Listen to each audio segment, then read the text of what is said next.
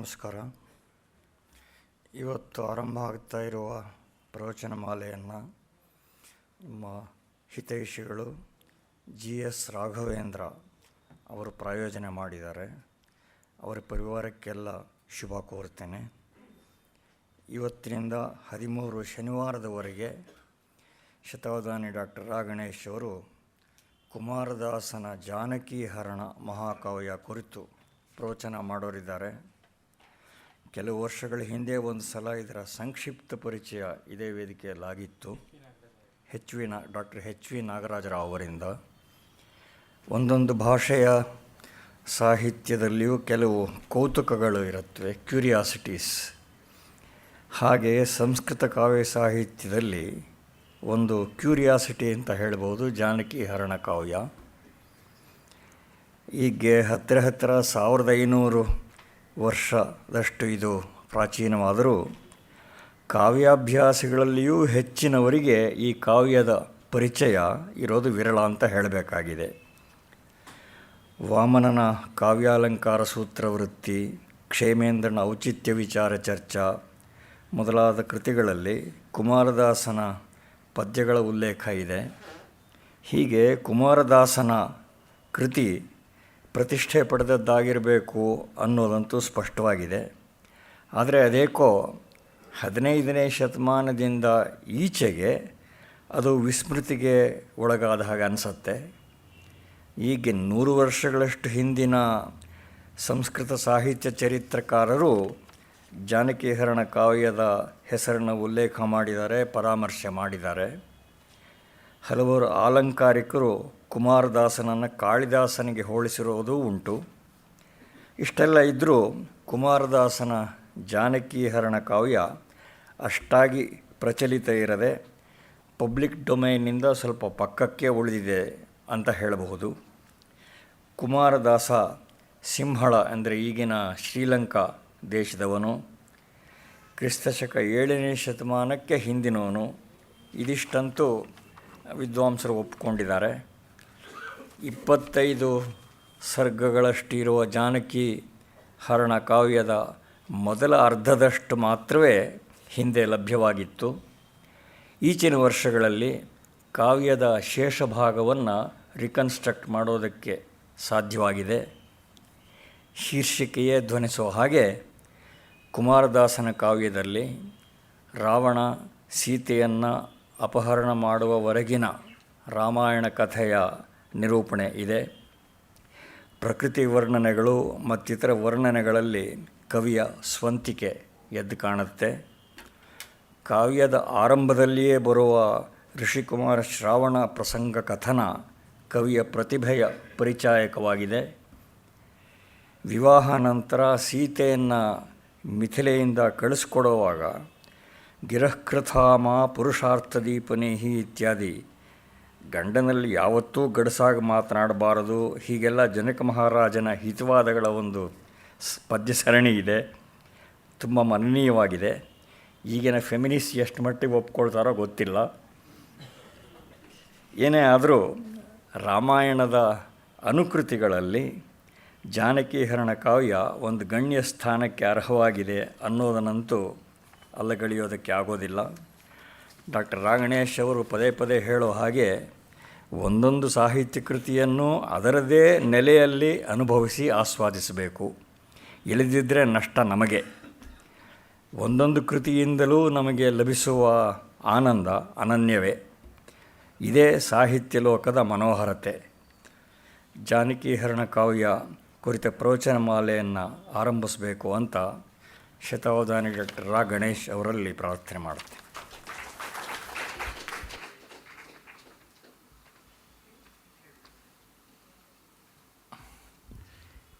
ಓಂ ತತ್ಸತ್. ಎಲ್ಲರಿಗೆ ನಮಸ್ಕಾರ. ಬಹಳ ಒಳ್ಳೆಯ ಕಾವ್ಯಗಳಲ್ಲಿ ಒಂದು ಅಂತ ಹೆಸರು ಪಡೆದ ಕವಿ ಕುಮಾರದಾಸನ ಜಾನಕಿ ಹರಣದ ಬಗೆಗೆ ಪ್ರಾಯಶಃ ಬೆಂಗಳೂರಿನಲ್ಲಿ ಇದು 2ನೇ ಉಪನ್ಯಾಸ ಅಂತ ಅನಿಸುತ್ತದೆ. ಹಿಂದೆ ಇದೇ ವೇದಿಕೆಯಲ್ಲಿ ಘನ ವಿದ್ವಾಂಸರಾದ ಮೈಸೂರಿನ HV ನಾಗರಾಜರಾಯರು ಒಂದು ಸುಂದರವಾದ ಪರಿಚಯಾತ್ಮಕ ಸಂಕ್ಷಿಪ್ತ ಭಾಷಣವನ್ನು ಒಂದು ದಿವಸದ ಮಟ್ಟಿಗೆ ಮಾಡಿದರು. ಇದು ಇನ್ನೂ ಕೆಲವು ಕಂತಲ್ಲಿ ಮುಂದುವರಿಯಬಹುದು ಅಂತ ಇದನ್ನು ಪ್ರಯೋಜನೆ ಮಾಡಿದ ಮಿತ್ರರು GS ರಾಘವೇಂದ್ರ ಮತ್ತು ವಿಶ್ವಾಸ್, ಆ ಬಳಿಕ ಅರ್ಜುನ್, ಈ 3 ಜನ ಯುವ ಮಿತ್ರರಿಗೆ ನಾನು ತುಂಬ ಕೃತಜ್ಞನಾಗಿದ್ದೀನಿ. ಜೊತೆಗೆ ಈ ಒಂದು ಕಾವ್ಯದ ಸ್ವಾರಸ್ಯವನ್ನು ಈಗಷ್ಟೇ ರಾಮಸ್ವಾಮಿಯವರು ಹೇಳಿದಂತೆ ಕವಿಯ ಆ ಕಾಲ, ಆ ರುಚಿ, ಅವುಗಳ ಹಿನ್ನೆಲೆಯಲ್ಲೇ ಕಂಡು ಸಂತೋಷ ಪಡಬೇಕು ಅನ್ನುವ ಅಭಿಪ್ರಾಯಕ್ಕೆ ಬಂದವನು. ನನಗೆ ಇನ್ನೂ ಹೆಚ್ಚಿನ ಸಂತೋಷದ ಸಂಗತಿ ಎಂದರೆ ನನ್ನ ಯುವ ಮಿತ್ರರು ರಾಘವೇಂದ್ರ, ಅರ್ಜುನ್, ವಿಶ್ವಾಸ್ ಇವರೆಲ್ಲ ಈಚಿನ ವರ್ಷಗಳಲ್ಲಿ ಅವರು ಸಂಸ್ಕೃತ ಅಭ್ಯಾಸಕ್ಕೆ ವಿಶೇಷವಾಗಿ ತೊಡಗಿದವರು. ಶಾಲೆ ಕಾಲೇಜುಗಳಲ್ಲಿ ಓದಿದವರೇ ಆದರೂ ಎಲ್ಲರೂ ಇಂಜಿನಿಯರಿಂಗ್ ಓದಿದವರು, ಅದರೊಳಗೆ ಸಂಶೋಧನೆ, ಡಾಕ್ಟ್ರೇಟು, ಈ ಥರದ ಕೆಲಸದಲ್ಲಿ ಮತ್ತು ಅಷ್ಟೂ ಜನ ಅಧ್ಯಾಪನವೇ ಮಾಡಿಕೊಂಡು ಸಾಹಿತ್ಯ ವ್ಯಾಸಂಗಕ್ಕೆ ಹೆಚ್ಚಿನ ಅವಕಾಶ ಇರಬೇಕು, ಸಂಸ್ಕೃತಿ ನಿಷ್ಠವಾಗಿ ಬಾಳಬೇಕು ಅಂತ ಅಂದುಕೊಂಡಂಥವ್ರು. ಹೆಚ್ಚು ಕಡಿಮೆ ಎಲ್ಲ ಒಂದೇ ವಯಸ್ಸಿನವರು ಅಂತ ಅನ್ಬೋದು. ಆ ತರುಣರು ಈ ಕಾವ್ಯದ ಮಹತ್ವವನ್ನು, ಸ್ವಾರಸ್ಯವನ್ನು ಕಂಡುಕೊಂಡಿದ್ದಾರೆ, ಓದಿ ಸಂತೋಷಪಟ್ಟಿದ್ದಾರೆ, ಅವರ ಉಪಲಬ್ಧ ಭಾಗಗಳನ್ನು ನೋಡಿ ಅಂತನ್ನೋದು ತುಂಬ ಆಶಾದಾಯಕವಾದಂಥ ಸನ್ನಿವೇಶ. ಈಗ ವಿಶ್ವವಿದ್ಯಾಲಯದ ಆಚಾರ್ಯ ಸ್ಥಾನಗಳಲ್ಲಿ ಇದ್ದವರಿಗೆ ಇಂಥ ಕಾವ್ಯಗಳು ಓದುವುದಕ್ಕೆ ಸ್ಫುರಿಸುವುದೇ ಇಲ್ಲ ಮತ್ತು ಅವರಿಗೆ ಬಿಡುವೂ ಆಗೋದಿಲ್ಲ ಒಂದು ವಿಭಾಗೀಯ ರಾಜಕೀಯಗಳಲ್ಲಿ ಅಂತನ್ನುವಾಗ ಸಂಸ್ಕೃತ ಎಲ್ಲಿ ಚೆನ್ನಾಗಿ ಬದುಕಬಲ್ಲದು ಅಂತಂದರೆ, ಮೊನ್ನೆ ಇವರಂತೆಯೇ ಇನ್ನೊಬ್ಬ ಯುವ ಮಿತ್ರ, ಇದೇ ವಯಸ್ಸಿಗೆ ಸೇರಿದ ನನ್ನ ಗೆಳೆಯ KV ಮೋಹನ್ ಸುಮಾರು 70 ಸಂಚಿಕೆಗಳನ್ನು ಸದಾಸ್ವಾದ ಅಂತ ಇಂಟರ್ನೆಟ್ಟಲ್ಲಿ ಸಂಸ್ಕೃತ ಸಾಹಿತ್ಯದ ಆಸ್ವಾದಕ್ಕೆ ಮೀಸಲಿಟ್ಟು ವಾರಕ್ಕೊಂದು ಲೇಖನ ಬರಿತಾ ಇದ್ದಾನೆ. ಆತ ಕಂಟಕಾಂಜಲಿ ಅಂತ ಅರ್ಜುನ್ ವಾಡೇಕರ್ ಅನ್ನುವ ದೊಡ್ಡ ವಿದ್ವಾಂಸರು, ಕಳೆದ ವರ್ಷವಷ್ಟೇ ಪೂನಾದಲ್ಲಿದ್ದವರು, ದಿವಂಗತರಾದರು, ಅಲಂಕಾರ ವ್ಯಾಕರಣಾದಿಗಳಲ್ಲಿ ಕೋವಿದರಾದವರು. ಅವರು ಬರೆದ ಒಂದು ವಿಡಂಬನ ಕಾವ್ಯದ ಬಗೆಗೆ ಒಂದು ಲೇಖನ ಬರೀತಾ ಅಲ್ಲಿ ಕಟ್ಟಕಡೆಗೆ ಕಂಟಕಾಂಜಲಿಯ ಒಂದು ಉಲ್ಲೇಖ ಮಾಡ್ತಾನೆ. ಸಂಸ್ಕೃತ ಎಲ್ಲ ಭಾಷೆಗಳ ಮಾತೃ ಸ್ವರೂಪವೇ ಹೌದೋ ಏನೋ ನಮಗೆ ಗೊತ್ತಿಲ್ಲ, ಸಂಸ್ಕೃತದಿಂದಲೇ ನಮ್ಮ ಸಂಸ್ಕೃತಿ ಉಳಿಯುತ್ತದೆಯೋ ನಮಗದು ಗೊತ್ತಿಲ್ಲ, ಸಂಸ್ಕೃತದಿಂದಲೇ ನಮ್ಮ ದೇಶದ ಅಭ್ಯುದಯ ಸಾಧ್ಯವೋ ಇರಬಹುದೋ ಏನೋ ನಮಗೆ ಗೊತ್ತಿಲ್ಲ. ಆದರೆ ವಾಲ್ಮೀಕಿಯಲ್ಲಿ ಪ್ರೀತಿ ಉಂಟೋ? ಹೌದು, ಹಾಗಿದ್ರೆ ಸಂಸ್ಕೃತ ಬದುಕುತ್ತದೆ ಅಂತ ಈ ಅರ್ಥದ ಒಂದು ಶ್ಲೋಕವನ್ನು ಅರ್ಜುನ್ ವಾಡೇಕರ್ ಅವರು ಬರೆದಿದ್ದಾರೆ. ಅದನ್ನು ಉಲ್ಲೇಖಿಸಿ ಅವನು ಮುಗಿಸಿದ್ದ, ಯಾರು ಕೃತ ಪರಿಶ್ರಮರಾಗಿ ಕೃತದೀಕ್ಷರಾಗಿ ಇಂಥ ರಸವನ್ನು ಹಿಡ್ಕೊಳ್ತಾರೋ ಅಲ್ಲಿವರೆಗೂ ಸಂಸ್ಕೃತಕ್ಕೆ ಭಯವಿಲ್ಲ, ಅಲ್ಲಿವರೆಗೂ ಅದನ್ನು ಆಶ್ರಯಿಸಿಕೊಂಡು ಬಂದಂಥ ಸಂಸ್ಕೃತಿಗೆ, ಭಾರತೀಯ ಪರಂಪರೆಗೆ ಚ್ಯುತಿ ಇಲ್ಲ ಅಂತ ನನಗನಿಸುವುದು. ಈ ಥರ ತರುಣ ಪೀಳಿಗೆಯಲ್ಲಿ ಬಂದಂಥ ರಸಿಕರು, ಸಹೃದಯರು, ಧೀಶಾಲಿಗಳು ತಾವು ವಿಜ್ಞಾನ ಇತ್ಯಾದಿ ಶಾಸ್ತ್ರಗಳನ್ನು ಓದಿಕೊಂಡವರು, ವಿವೇಕವನ್ನು ಚೆನ್ನಾಗಿ ಉಳಿಸ್ಕೊಂಡವರು ಮತ್ತು ಬೇರೆ ಕಲೆಗಳಲ್ಲಿ ಲೋಕದ ನವನವೀನವಾದ ಅನೇಕ ಸಂಗತಿಗಳಲ್ಲಿ ಸಹಾನುಭೂತಿಯನ್ನು, ತಿಳುವಳಿಕೆಯನ್ನು ಹೊಂದಿದವರು ಸಂಸ್ಕೃತದಲ್ಲಿ ತಮ್ಮ ಹೆಚ್ಚಿನ ಸಂತೋಷ ಸ್ಥಾನ ಇದೆ ಅಂತ ಕಂಡುಕೊಂಡಿದ್ದಾರೆ. ಅದು ಬಹಳ ದೊಡ್ಡದಾದದ್ದು. ಪುರಂದರದಾಸರು ಹೇಳ್ತಾರಲ್ಲ, ಆದದ್ದೆಲ್ಲ ಉಳಿತೆ ಆಯಿತು ಅಂತ. ಅಲ್ಲಿ ಹೆಂಡತಿ ಸಂತತಿ ಸಾವಿರವಾಗಲಿಂದಂತೆ ಇಂಥವರ ಸಂತತಿ ಸಾವಿರವಾಗಲಿ ಅಂತ ಅನಿಸುತ್ತದೆ ನನಗೆ. ಆ ವಿಷಯದಲ್ಲಿ ನನಗೆ ತುಂಬ ಭರವಸೆ, ಧೈರ್ಯ ಉಂಟು. ಸಂಸ್ಕೃತಕ್ಕಿರುವ ಸತ್ವ ಎಂಥದ್ದು ಅಂದರೆ, ಎಲ್ಲ ಪೀಳಿಗೆಯ ಪ್ರಬುದ್ಧರನ್ನು, ರಸಿಕರನ್ನು, ವಿವೇಕಿಗಳನ್ನು ಆಶ್ರಯಿಸುತ್ತದೆ. ಅವ್ರ ಸಂಖ್ಯೆ ಹೆಚ್ಚು ಕಡಿಮೆ ಆಗಬಹುದು, ಆದರೆ ಅದಕ್ಕೆಂದೂ ಚ್ಯುತಿ ಬರೋದಿಲ್ಲ. ಅಷ್ಟು ಸಾಕು. ಉತ್ಪತ್ತ್ಯಥೇಸ್ತಿ ಮಮಕೋಪಿ ಸಮಾನ ಧರ್ಮ ಕಾಲೋಹ್ಯಯಂ ನಿರವಧಿರ್ ವಿಪುಲಾಚ ಪೃಥ್ವಿ ಅಂತ ಬಹುಭೂತಿ ಹೇಳಿದಂತೆ ಆಗುತ್ತದೆ. ಈ ಕಾರಣದಿಂದಲೇ ಆ ಕೆಲವರು ತರುಣ ಮಿತ್ರರ ಆಸ್ಥೆ ಮತ್ತು ಇನ್ನೂ ಹೆಚ್ಚಿನ ಜನರಿಗೆ ಇದರಲ್ಲಿ ಉಂಟಾಗಲಿ ಎನ್ನುವ ಅಭೀಪ್ಸೆ ಏನಿದೆ ಅದು ಈ ಭಾಷಣಕ್ಕೆ ನಾಂದಿ. ಈಗಷ್ಟೇ ರಾಮಸ್ವಾಮಿಯವರು ಹೇಳಿದಂತೆ ಇದು ಒಂದು ವಿಲಕ್ಷಣವಾದ ವೃತ್ತಾಂತ ಸಾಹಿತ್ಯ ಪ್ರಪಂಚದಲ್ಲಿ. ಅಂಥದ್ದು ಕೆಲವೇ ಆದದ್ದು. ಪರಂಪರೆಯಲ್ಲಿ ಹೆಸರಿತ್ತು, ಆದರೆ ಕೃತಿ ಇಲ್ಲ. ಅಂಥದ್ದು ಭಾಸ ಉದಾಹರಣೆಗೆ, ಕೌಟಿಲ್ಯ ಉದಾಹರಣೆಗೆ. ಕೌಟಿಲ್ಯನ ಅರ್ಥಶಾಸ್ತ್ರ ಎಷ್ಟೋ ವರ್ಷಗಳ ಕಾಲ ಹಸ್ತಪ್ರತಿ ದಕ್ಕಿರಲಿಲ್ಲ. ಮಹಾಪ್ರಸಿದ್ಧವಾದ ಹೆಸರು. ಭಾಸೋಹಾಸಃ, ಭಾಸ ಅನ್ನುವನು ಅತಿಶಯವಾದ ಕವಿ. ಭಾಸ ಸೌಮಿಲ್ಲ ಕವಿಪುತ್ರಾದೀನಾಂ ಪ್ರಬಂಧಾನ್ ಅತಿಕ್ರಮ್ಯ ವರ್ತಮಾನ ಕವಿ ಕಾಳಿದಾಸಸ್ಯ ಕಥಂ ವಾ ಪರಿಷದೋ ಬಹುಮಾನ ಅಂತೆಲ್ಲ ಕಾಳಿದಾಸಾದಿಗಳು ಕೊಂಡಾಡಿದ್ದಾರೆ. ಭಾಸೋ ದೇವಕುಲೈರಿವ ಯಶೋಲೇಭೆ ಅಂತ ಬಾಣ ಹೇಳ್ತಾನೆ ಅಂತ. ಆದರೆ ಅವನ ಕೃತಿಗಳು ಅಂತನ್ನೋದು ನಮಗೆ ಇದು ಹೌದೋ ಅಲ್ವೋ ಮತ್ತು ಚರ್ಚೆ ಉಂಟು. ಆದರೆ ಒಳ್ಳೆಯ ಕೃತಿಗಳು ನಮ್ಮ ಕೈ ಸೇರಿದ್ದು ಟಿ ಗಣಪತಿ ಶಾಸ್ತ್ರಿಗಳಿಂದ. ಆ ಥರ ಹಲವು discoveries by accident, slipping and falling on the gold ಅಂತಂತೀವಲ್ಲ, ಆ ರೀತಿಯಾಗಿ ಕಾಲ್ಜಾರಿ ಚಿನ್ನದ ಗಣಿ ಮೇಲೆ ರತ್ನದ ಗಣಿ ಮೇಲೆ ಬಿದ್ದದ್ದು ಅಂತ ಅಂಥದ್ದು ಒಂದು ಪ್ರಯತ್ನ ಕುಮಾರದಾಸನ ಕೃತಿಗಳ ಉಪಲಬ್ಧಿ ಆದದ್ದು. ಅದು ಒಂದು ರೋಚಕವಾದ ಸಾಹಸವೇ ಆಗಿದೆ. ನಮ್ಮ ಸಂಸ್ಕೃತ ಆಲಂಕಾರಿಕ ಪ್ರಪಂಚದಲ್ಲಿ ಹೇಮಚಂದ್ರ ತನ್ನ ಕಾವ್ಯಾನುಶಾಸನದಲ್ಲಿ, ಭೋಜರಾಜ ತನ್ನ ವಿಶ್ವಕೋಶಾತ್ಮಕವಾದ ಶೃಂಗಾರ ಪ್ರಕಾಶದಲ್ಲಿ, ಶಾರಂಗಧರ ಪದ್ಧತಿ, ಸೂಕ್ತಿ ಮುಕ್ತಾವಳಿ, ಸದುಕ್ತಿಕರಣಾಮೃತ, ಸುಭಾಷಿತಾವಳಿ, ಈ ರೀತಿಯಾಗಿ ಶಾರಂಗಧರ, ಜಲ್ಹಣ ಮತ್ತು ಶ್ರೀಧರದಾಸ ಹಾಗೂ ವಲ್ಲಭದೇವ ಇವರುಗಳ ಸಂಗ್ರಹಗಳಲ್ಲೆಲ್ಲ ಕುಮಾರದತ್ತ, ಕುಮಾರದಾಸ ಅಂತ ಉಲ್ಲೇಖಗೊಂಡಂಥ ಕೆಲವು ರಮ್ಯವಾದ ರಸ್ಯವಾದ ಪದ್ಯಗಳು ಕಂಡುಬರ್ತಾ ಇದ್ವು. ಮತ್ತು ರಾಜಶೇಖರ ತನ್ನ ಪ್ರಸಿದ್ಧವಾದ ಕಾವ್ಯಮೀಮಾಂಸೆಯಲ್ಲಿ ಕಣ್ಣಿಲ್ಲದೇ ಇದ್ದರೂ ಕುಮಾರದಾಸನಂಥ ಕವಿಗಳು ಏನೆಲ್ಲ ಚಿತ್ರಿಸಿದ್ದಾರೆ, ಎಷ್ಟೆಲ್ಲ ಬಣ್ಣಿಸಿದ್ದಾರೆ, ಪ್ರತಿಭೆ ಅನ್ನುವ ಕಣ್ಣಿದ್ದರೆ ಇನ್ಯಾವುದಿಲ್ಲದಿದ್ದರೂ ನಡೆಯುತ್ತದೆ ಅನ್ನುವ ಅಭಿಪ್ರಾಯ ಬರುವ ಮಾತುಗಳನ್ನು ಹೇಳುವಂಥದ್ದು. ಮತ್ತು ಆತನ ಇಂದು ಲುಪ್ತವಾದ ಹರವಿಲಾಸ ಕಾವ್ಯದ ಆದಿಯ ಪೂರ್ವಕವಿ ಸ್ತುತಿ, ಅದನ್ನೇ ರಾಮಸ್ವಾಮಿಯವರು ಉಲ್ಲೇಖ ಮಾಡಿದರು. ಅದು ಜಾನಕೀ ಹರಣಂ ಕರ್ತುಂ ರಘುವಂಶೇ ಸ್ಥಿತೇ ಸತಿ ಕವಿ ಕುಮಾರದಾಸಶ್ಚ ರಾವಣೋಪಿ ಯದಿ ಕ್ಷಮಃ ಅನ್ನುವ ಒಂದು ಮಾತು ಉಂಟು. ಜಾನಕಿ ಹರಣವನ್ನು ಮಾಡೋದಕ್ಕೆ ರಘುವಂಶ ಇರುವಾಗ ಕುಮಾರದಾಸನಿಗೂ ಇಲ್ಲ ರಾವಣನಿಗೂ ಇಬ್ಬರಿಗೂ ಮಾತ್ರ ಸಾಧ್ಯ ಅಂತ. ಅಂದರೆ ರಘುವಂಶ ಅಂದರೆ ರಘುವಂಶೀಯನಾದ ರಾಮ, ಅವನಿರೋವಾಗ ಸೀತೆಯನ್ನು ಅಪಹರಿಸೋದಕ್ಕೆ ಅಂತಿಂಥವ್ರಿಗಾಗೋಲ್ಲ, ರಾವಣನಂಥವ್ರಿಗೆ ಆಗುತ್ತದೆ ಅಂತ. ಮತ್ತೊಂದು ಕಾಳಿದಾಸನಂಥ ಮಹಾಕವಿ ರಘುವಂಶದಂಥ ರಾಮಕಥಾನಕ ಕೇಂದ್ರದಲ್ಲಿರುವ ಕಾವ್ಯ ಬರೆದ ಮೇಲೆ ಆ ರೀತಿಯ ರಾಮಕಥಾ ಕಾವ್ಯವನ್ನು ಬರೆದು ದಕ್ಕಿಸಿಕೊಳ್ತಕ್ಕಂಥದ್ದು ಕುಮಾರದಾಸನಿಗೆ ಸಾಧ್ಯ ಅಂತ ಒಳ್ಳೆಯ ಚಮತ್ಕಾರಕಾರಕವಾದ ಒಂದು ಶ್ಲಿಷ್ಟ ಸೌಂದರ್ಯ ಇರುವ ಕಾವ್ಯ ಪದ್ಯ ಅದು ರಾಜಶೇಖರಂದು ಶ್ಲೋಕ.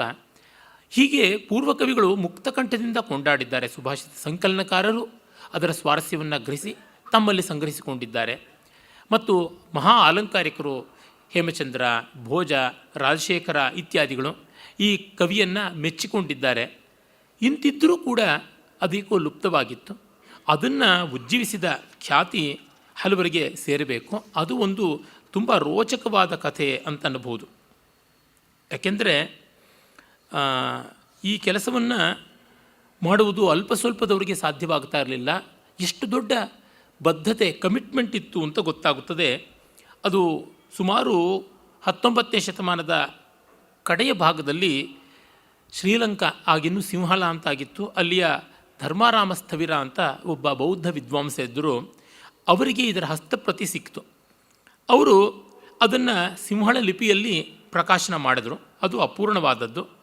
ಅದಾದ ಮೇಲೆ ಒಂದು ವ್ಯಾಖ್ಯಾನದ ಸಮೇತ ಸಿಕ್ಕ ಇದನ್ನು ತೆಗೆದುಕೊಂಡು ಕಲ್ಕತ್ತಾದ ಹರಿದಾಸ ಶಾಸ್ತ್ರಿಗಳು ಅಂತನ್ನೋರು ಪುನಃ ರಚನೆ ಮಾಡಿದ್ರು. ಅದು ವ್ಯಾಖ್ಯಾನ ಮಾತ್ರ ಸಿಕ್ಕಿತ್ತು, ಮೂಲ ಗ್ರಂಥ ಸಿಕ್ಕಿರಲಿಲ್ಲ. ವ್ಯಾಖ್ಯಾನದಲ್ಲಿ ಶ್ಲೋಕಗಳ ಅನ್ವಯಾನುಸಾರವಾದ ಅರ್ಥ ಕೊಟ್ಟಿರ್ತಾರೆ. ಆ ಅನ್ವಯಾನುಸಾರವಾದ ಅರ್ಥದಲ್ಲಿ ಛಂದಸ್ಸಿರೋದಿಲ್ಲ. ಈಗ ವಾಗರ್ಥಾವಿವ ಸಂಪೃಕ್ತವು ವಾಗರ್ಥ ಪ್ರತಿಪತ್ತಯೇ ಜಗತಃ ಪಿತರವು ಒಂದೇ ಪಾರ್ವತಿ ಪರಮೇಶ್ವರವು ಅನ್ನುವ ಶ್ಲೋಕ ಇದ್ದರೆ, ವಾಗರ್ಥವು ಇವ ಸಂಪೃಕ್ತವು ವಾಗರ್ಥ ಪ್ರತಿಪತ್ತಯೇ ಜಗತಃ ಪಿತರು ಪಾರ್ವತಿ ಪರಮೇಶ್ವರವು ಒಂದೇ ಅಂತ ಈ ರೀತಿಯಾಗಿ ಏನೋ ಬಂದಿರುತ್ತದೆ. ಅಂದರೆ ಪ್ರೋಸ್ ಆರ್ಡರ್ ಅಂತ ಏನಂತೀವಿ, ಗದ್ಯದ ರೀತಿ ಇರುತ್ತದೆ. ಅದನ್ನು ಛಂದಸ್ಸಿಗೆ ಮತ್ತೆ ತಿರುಗಿಸಬೇಕು. ಅದು ಬಹಳ ಕಷ್ಟದ ಕೆಲಸ. ಹರಿದು ಹೋಗುವ ನೀರನ್ನು ಮತ್ತೆ ಮೇಲಕ್ಕೆ ಎತ್ತರಿಸ್ತಕ್ಕಂಥದ್ದು. ಛಂದೋಬದ್ಧವಾದದ್ದನ್ನು ಗದ್ಯ ಮಾಡೋದು ಸುಲಭ. ಗದ್ಯವನ್ನು ಛಂದಸ್ಸಿಗೆ ತಿರುಗಿಸೋದು ಸ್ವಂತ ಪದ ಬಳಸದೆ ಅಲ್ಲಿರುವ ಪದಗಳಿಂದಲೇ ಮಾಡುವುದು ದೊಡ್ಡ ಸಾಹಸ.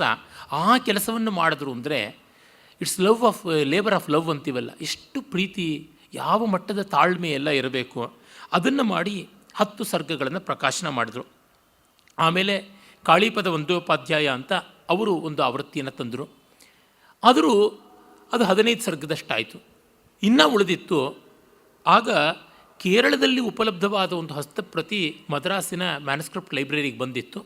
ಅದನ್ನು ರಾಘವನ್ನವರು ಕಂಡರು. ಮಹಾವಿದ್ವಾಂಸ ರಾಘವನ್ನವರು ಈ ಸಂಸ್ಥೆಗೆ ಬಹಳ ನಿಕಟವಾಗಿದ್ದವರು, ಈ ವೇದಿಕೆಯಲ್ಲಿ 10 ಬಾರಿ ಭಾಷಣ ಮಾಡಿದ್ದವರು, DVG ಅವರಲ್ಲಿ ಗುರುಭಕ್ತಿಯನ್ನು ಇಟ್ಟುಕೊಂಡಂಥವರು. ಅವರು ರಾಘವನ್ನವರು ಈ ಕಾವ್ಯದ ಮೇಲೆ ಬಹಳ ವಿಶೇಷವಾದ ಆಸಕ್ತಿ ವಹಿಸಿದರು.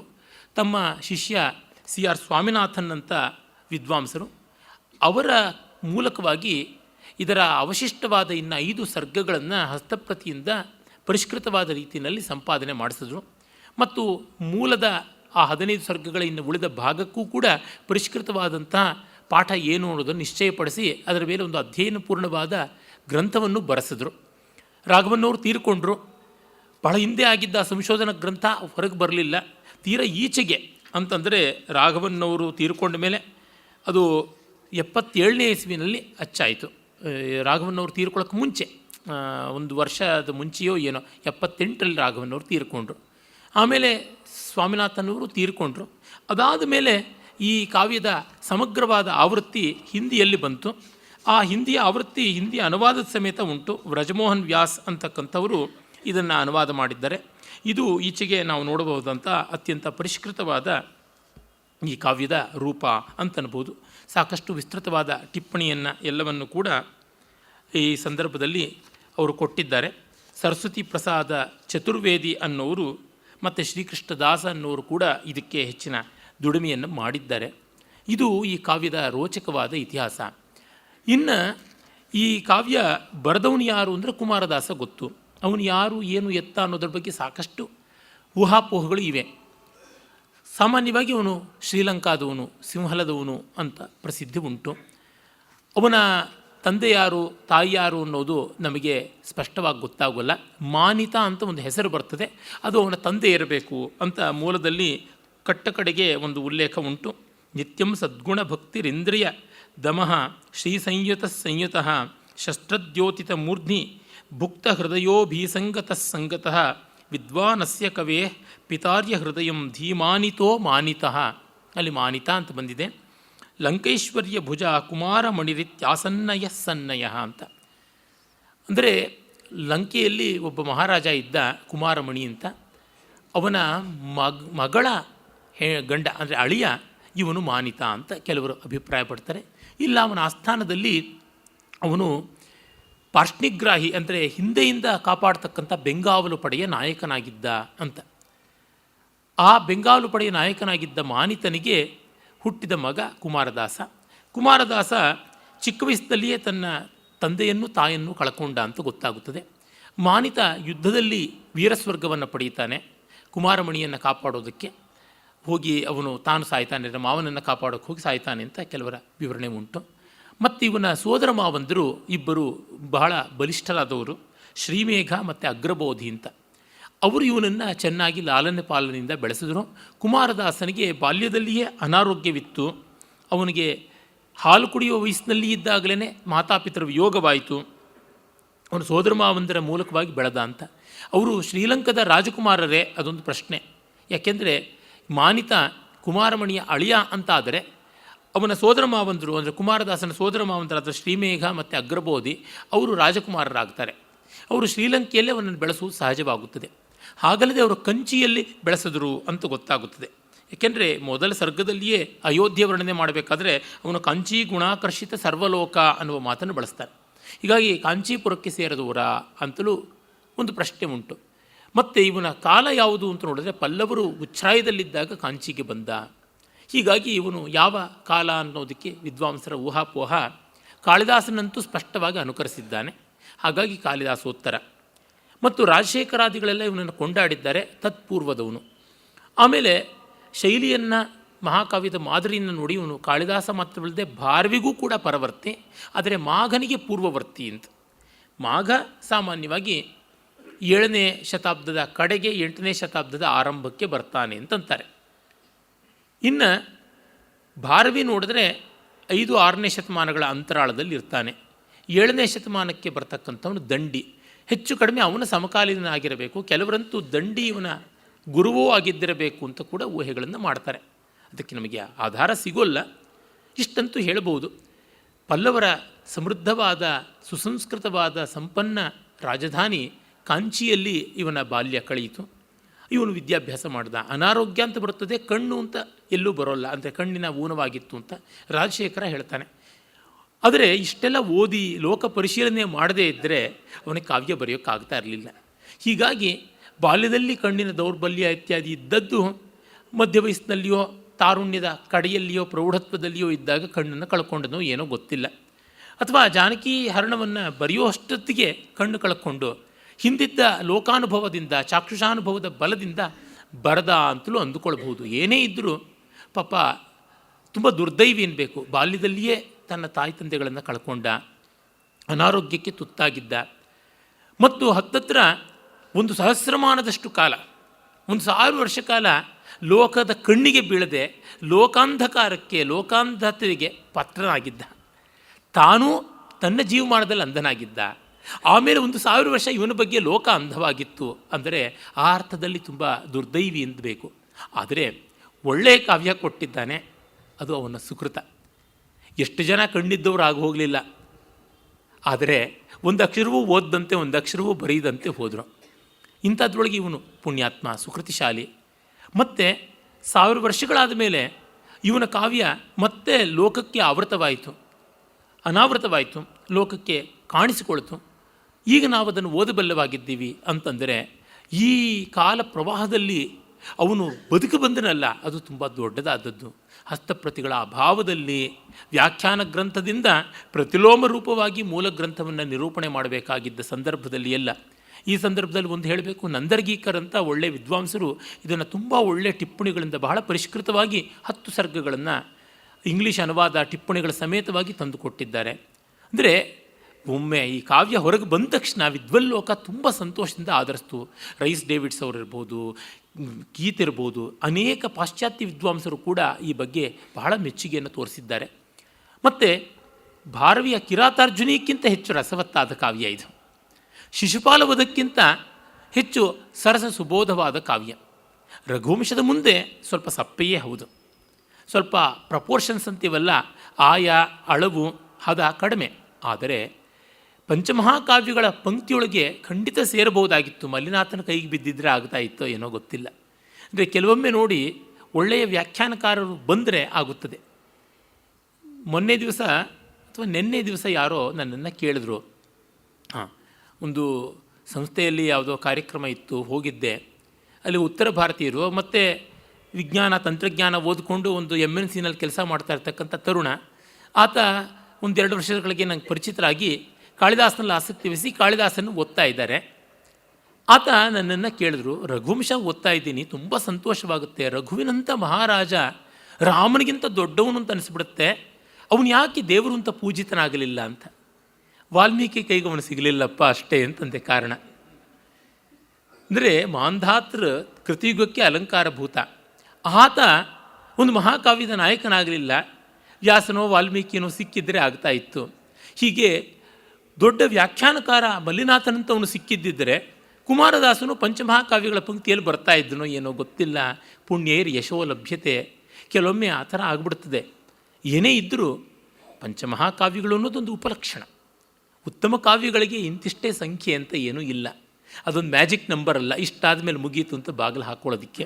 ಹೀಗಾಗಿ ಉತ್ತಮ ಕಾವ್ಯದ ಒಂದು ವಿವರವಾದ ಪರಿಚಯವನ್ನು ಮಾಡಿಕೊಳ್ಳುವ ಅವಕಾಶವನ್ನು ನನಗೆ ಕಲ್ಪಿಸಿಕೊಟ್ಟದ್ದಕ್ಕಾಗಿ ಆಯೋಜಕರಿಗೆ, ಪ್ರಾಯೋಜಕರಿಗೆ, ಮತ್ತು ಇಲ್ಲಿ ಯಾವ ಪುಣ್ಯ ಪುರುಷಾರ್ಥ ಏನಿದೆ, ಇದು ಏನು ಭಕ್ತಿಯಲ್ಲ, ಭಜನೆಯಲ್ಲ, ವೇದಾಂತವಲ್ಲ, ತತ್ವಚಿಂತನೆಯಲ್ಲ, ತಾವು ಬಂದಿದ್ದೀರಾ, ಎಲ್ಲರಿಗೆ ಕೂಡ ನನ್ನ ನಮಸ್ಕಾರ. ಇದೀಗ ಕಾವ್ಯ ವಸ್ತು ನಿರ್ದೇಶನ ರೂಪದಲ್ಲಿ ಆರಂಭವಾಗುತ್ತದೆ. 20 ಸರ್ಗಗಳ ಕಾವ್ಯದ ಮೊದಲನೇ ಸರ್ಗ, ಮೊದಲಿಗೆ ರಾಮಸ್ವಾಮಿಯವರು ಹೇಳಿದಂತೆ ದಶರಥನ ಬೇಟೆಯ ವರ್ಣನೆ ಅಲ್ಲಿ ಕೇಂದ್ರದಲ್ಲಿ ಇರ್ತಕ್ಕಂಥದ್ದು. ಮೊದಲಿಗೆ ಸಾಂಪ್ರದಾಯಿಕವಾಗಿ 18 ವರ್ಣನೆಗಳಿರುವ ಮಹಾಕಾವ್ಯಕ್ಕೆ ಬೇಕಾದದ್ದು ನಗರಾರ್ಣವ ಶೈಲರ್ತು ಅಂತಲೇ ದಂಡ್ಯಾದಿಗಳು ಶುರು ಮಾಡ್ತಾರೆ. ನಗರ, ಅಯೋಧ್ಯ ನಗರದ ವರ್ಣನೆ, ಆ ಬಳಿಕ ರಾಜ ರಾಣಿ ಕೌಸಲ್ಯೆ, ಅನಂತರ ಅವನು ಬೇಟೆಗೆ ಹೊರಟಂಥದ್ದು, ಮೃಗಯಾ ವಿನೋದದ ವರ್ಣನೆಯೂ ಆಗಬೇಕು, ಆಮೇಲೆ ಶ್ರವಣಕುಮಾರ ಪ್ರಸಂಗ. ಯಥಾವಕಾಶವಾಗಿ ನೋಡೋಣ. ಆಸೀದವನ್ಯಾಂ ಅತಿಭೋಗಭಾರಾತ್ ದಿವೋವತೀರ್ಣ ನಗರೀವ ದಿವ್ಯ ಕ್ಷತ್ರಾನಲಸ್ಥಾನ ಶಮೀ ಸಮೃದ್ಧ್ಯ ಪುರಾಮಯೋಧ್ಯೇತಿ ಪುರಿ ಪರಾರ್ಘ್ಯ. ಆಸೀದ್ ಅವನ್ಯಾಂ ಅತಿಭೋಗಭಾರಾತ್ ದಿವಃ ಅವತೀರ್ಣ ದಿವ್ಯಾ ನಗರಿ. ತನ್ನ ಭೋಗ ಸಮೃದ್ಧಿಯ ಭಾರದಿಂದ ಸ್ವರ್ಗದಲ್ಲಿ ಇರಲಾರದೆ ಸ್ವರ್ಗದ ಒಂದು ಭೂಭಾಗ ಕಳಚಿಕೊಂಡು ಭೂಮಿಗೆ ಬಿದ್ದು ಅಯೋಧ್ಯ ಆಯಿತು ಅನ್ನುವಂತೆ. ಭೋಗ ಸಾಮಗ್ರಿಗಳು ಅಂತಂದರೆ they are the symbol of prosperity ಅಂತಂತೀವಲ್ಲ, ಹಾಗಾಗಿ ಲಕ್ಸುರಿಯಸ್ ಲೈಫ್, ಕಂಫರ್ಟ್ಸ್ ಅಂತ ಯಾವುದನ್ನು ಕರಿತೀವಿ, ಆ ಭೋಗ ಸಾಮಗ್ರಿಯ ಬಾಹುಳ್ಯ ಭಾರದಿಂದ ಜಗ್ಗಿ ಸ್ವರ್ಗದ ತುಂಡು ಬಿತ್ತು. ಇದು ಕಾಳಿದಾಸನ ಮೇಘದೂತದ್ದು. ಸ್ವಲ್ಪೀಭೂತೆ ಸುಚರಿತ ಫಲೆ ಸ್ವರ್ಗಿಣಾಂ ಗಾಂಗತಾನಾಂ ಶೇಷೇ ಪುಣ್ಯೇ ಹೃತಮಿವ ದಿವ ಕಾಂತಿಮತ್ಖಂಡಮೇಕಂ ಅನ್ನುವ ಮಾತಿನ ಸಂವಾದಿಯಾಗಿದೆ. ಕಾಳಿದಾಸನ ಋಣ ಹೆಜ್ಜೆಜ್ಜೆಗೂ ಕಾಣಿಸಿಕೊಳ್ಳುತ್ತದೆ. ಅವನು ಹೇಳ್ತಾನೆ ಏನೆಂದರೆ, ದೇವತೆಗಳು ದೇವಲೋಕದಲ್ಲಿ ಮಾನವರನ್ನು ಸ್ವಾಗತ ಕೊಟ್ಟು ಕಾಪಾಡೋದು ಎಲ್ಲಿವರೆಗೂ ಅಲ್ಲಿ ಅವರಿಗೆ ಕರ್ಮದ ಪುಣ್ಯ ಇದ್ದರೆ, ಸತ್ಕರ್ಮ ಪುಣ್ಯ ಇದ್ದಾಗ. ಸತ್ಕರ್ಮದ ಪುಣ್ಯದ ಅಕೌಂಟ್ ಖಾಲಿ ಆಯಿತು, ಫಾರಿನ್ ಎಕ್ಸ್ಚೇಂಜ್ ಮುಗೀತು ಅಂತಂದರೆ ಅವ್ರನ್ನ ಮತ್ತೆ ನೆಕ್ಸ್ಟ್ ಫ್ಲೈಟ್ಗೆ ಹತ್ತಿಸಿ ದಬ್ಬಿಸ್ತಾರೆ ಅಂತ. ಆ ರೀತಿ ಈ ಸ್ವರ್ಗದಲ್ಲಿದ್ದ ಪುಣ್ಯಾತ್ಮರಾದ ಮಾನವರು ತಮ್ಮ ಪುಣ್ಯ ಖರ್ಚಾಗೋಕ್ಕೆ ಮುಂಚೆನೇ ಉಳಿದಿದ್ದ ಪುಣ್ಯದಲ್ಲಿ ಒಂದಿಷ್ಟು ಸ್ವರ್ಗದ ಭಾಗ ಕೊಂಡುಕೊಂಡು ತಾವು ಭೂಮಿಗೆ ಮರಳುವಾಗ ಅದನ್ನು ಕಿತ್ತುಕೊಂಡು ಬಂದು ಭೂಮಿಯಲ್ಲಿ ಅಲ್ಲಿ ಒಂದು ಕಡೆ ಸ್ಥಾಪಿಸಿದರು. ಅದು ಉಜ್ಜಯಿನಿ ಆಯಿತು ಅಂತ. ಸ್ವಲ್ಪೀಭೂತೆ ಸುಚರಿತ ಫಲೆ ಸ್ವರ್ಗಿಣಾಂ ಗಾಂಗತಾನಾಂ ಶೇಷೈ ಪುಣ್ಯೈ ಹೃತಮಿವ ದಿವಹ ಕಾಂತಿಮತ್ಖಂಡಮೇಕಂ ಅಂತ. ಇವನು ಹಾಗೆ ಸ್ವರ್ಗದ ಭಾಗವೇ ತನ್ನ ಭೋಗ ಭಾರದಿಂದ ಜಗ್ಗಿ ಅಯೋಧ್ಯೆಗೆ ನೆಲೆಯಾಯಿತು, ಅಯೋಧ್ಯೆ ಆಯಿತು ಅಂತ ಹೇಳ್ತಾನೆ. ಪುರಾಮ್ ಅಂತಂದರೆ ಪೂ ಶಬ್ದದ ಷಷ್ಠಿ ರೂಪ. ಪುರಃ ಪುರೋಹ ಪುರಾಮ್. ಪುರಾಮ್ ಪರಾರ್ಘ್ಯ, ನಗರಗಳ ಪೈಕಿ ಅತ್ಯಂತ ಶ್ರೇಷ್ಠವಾದದ್ದು ಅದು ಈ ಒಂದು ಅಯೋಧ್ಯ ನಗರಿ. ಕ್ಷತ್ರಾನಲ ಸ್ಥಾನ ಶಮಿ, ಕ್ಷಾತ್ರ ಪೌರುಷ ಅನ್ನುವ ಅಗ್ನಿಗೆ ಶಮಿ ವೃಕ್ಷದಂತೆ ಅಂತ. ಪುರ ಸ್ತ್ರೀಲಿಂಗವಾದ್ದರಿಂದ ಶಮಿ ವೃಕ್ಷ ಸ್ತ್ರೀಲಿಂಗವನ್ನು ಇಟ್ಟಿದ್ದಾನೆ. ಇಲ್ಲಿ ಮತ್ತೆ ಅಗ್ನಿಗರ್ಭಾಂ ಶಮೀಮಿವ ಅಂತ ಕಾಳಿದಾಸನ ಶಾಕುಂತಲದ 4ನೇ ಅಂಕದ ಮಾತು ಜ್ಞಾಪಕಕ್ಕೆ ಬರುತ್ತದೆ. ತೇಜಸ್ಸು ಅಗ್ನಿ, ಆ ಅಗ್ನಿ ಶಮಿ ವೃಕ್ಷದ ಒಳಗೆ ಅಡಗಿರುತ್ತದೆ, ಅದನ್ನು ಮಥನ ಮಾಡುವ ಮೂಲಕ ಹೊರಗೆ ತರ್ತಾರೆ ಅಂತ ಯಾಜ್ಞಿಕವಾದ ಒಂದು ಕಲ್ಪನೆ. ಅದನ್ನಿಲ್ಲಿ ಕವಿ ಉಲ್ಲೇಖ ಮಾಡ್ತಾನೆ. ಅಂದರೆ ಅದು ಭೋಗಭೂಮಿ ಆಗಿದ್ದರೂ ಕೂಡ ರೋಗಭೂಮಿ ಆಗಿರಲಿಲ್ಲ, ನಿರೋಗ ಭೂಮಿಯಾಗಿ ಕ್ಷಾತ್ರ ಪೌರುಷಕ್ಕೆ ಆಯತನವಾಗಿತ್ತು ಅಂತ ಕವಿ ಹೇಳ್ತಾನೆ. ಆಮೇಲೆ ಅಲ್ಲಿಯ ಊರಿನ ಸೌಧಗಳ ಎತ್ತರ ಎಂಥದ್ದು, ಸೌಧ ಸುಂದರಿಯರ ಬಿತ್ತರ ಎಂಥದ್ದು, ಇವನ್ನೆಲ್ಲ ತತ್ತರಗೊಳ್ಳುವಂತೆ ಚಿತ್ರ ಮಾಡ್ತಾ ಹೋಗ್ತಾನೆ. ಯತ್ಸೌಧ ಶೃಂಗಾಗ್ರ ಸರೋಜರಾಗರತ್ನ ಪ್ರಭಾವಿಚ್ಛುರಿತ ಶಶಾಂಕ ಪೌರಾಂಗನಾ ವಕ್ತ್ರಕೃತರಾವಮಾನೋ ಜಗಾಮ ರೋಷಾದಿವ ಲೋಹಿತತ್ವಂ. ಆ ಸೌಧಗಳು ಎಷ್ಟು ಎತ್ತರ ಇತ್ತು ಅಂತಂದರೆ, ಸೌಧ ಅಂದರೆ ಸುಣ್ಣ ಹಚ್ಚಿರತಕ್ಕಂಥ ಉನ್ನತವಾದ ಅಟ್ಟಾಲಿಕೆಗಳು, ಮಲ್ಟಿ ಸ್ಟೋರಿಡ್ ಬಿಲ್ಡಿಂಗ್ಸ್.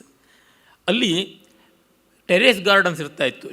ಸೌಧ ಶೃಂಗಾಗ್ರ ಸರೋಜ ರಾಗರತ್ನ, ಜೊತೆಗೆ ಅಲ್ಲಿ ಸರೋಜ ರಾಗರತ್ನ ಅಂದರೆ ಪದ್ಮರಾಗಗಳು ಅಂತ ಅರ್ಥ. ಪದ್ಮರಾಗ ಮಣಿಗಳು, ಅವುಗಳನ್ನು ಶಿಖರಕ್ಕೆ ಅಲಂಕಾರ ಮಾಡ್ತಾಯಿದ್ರು.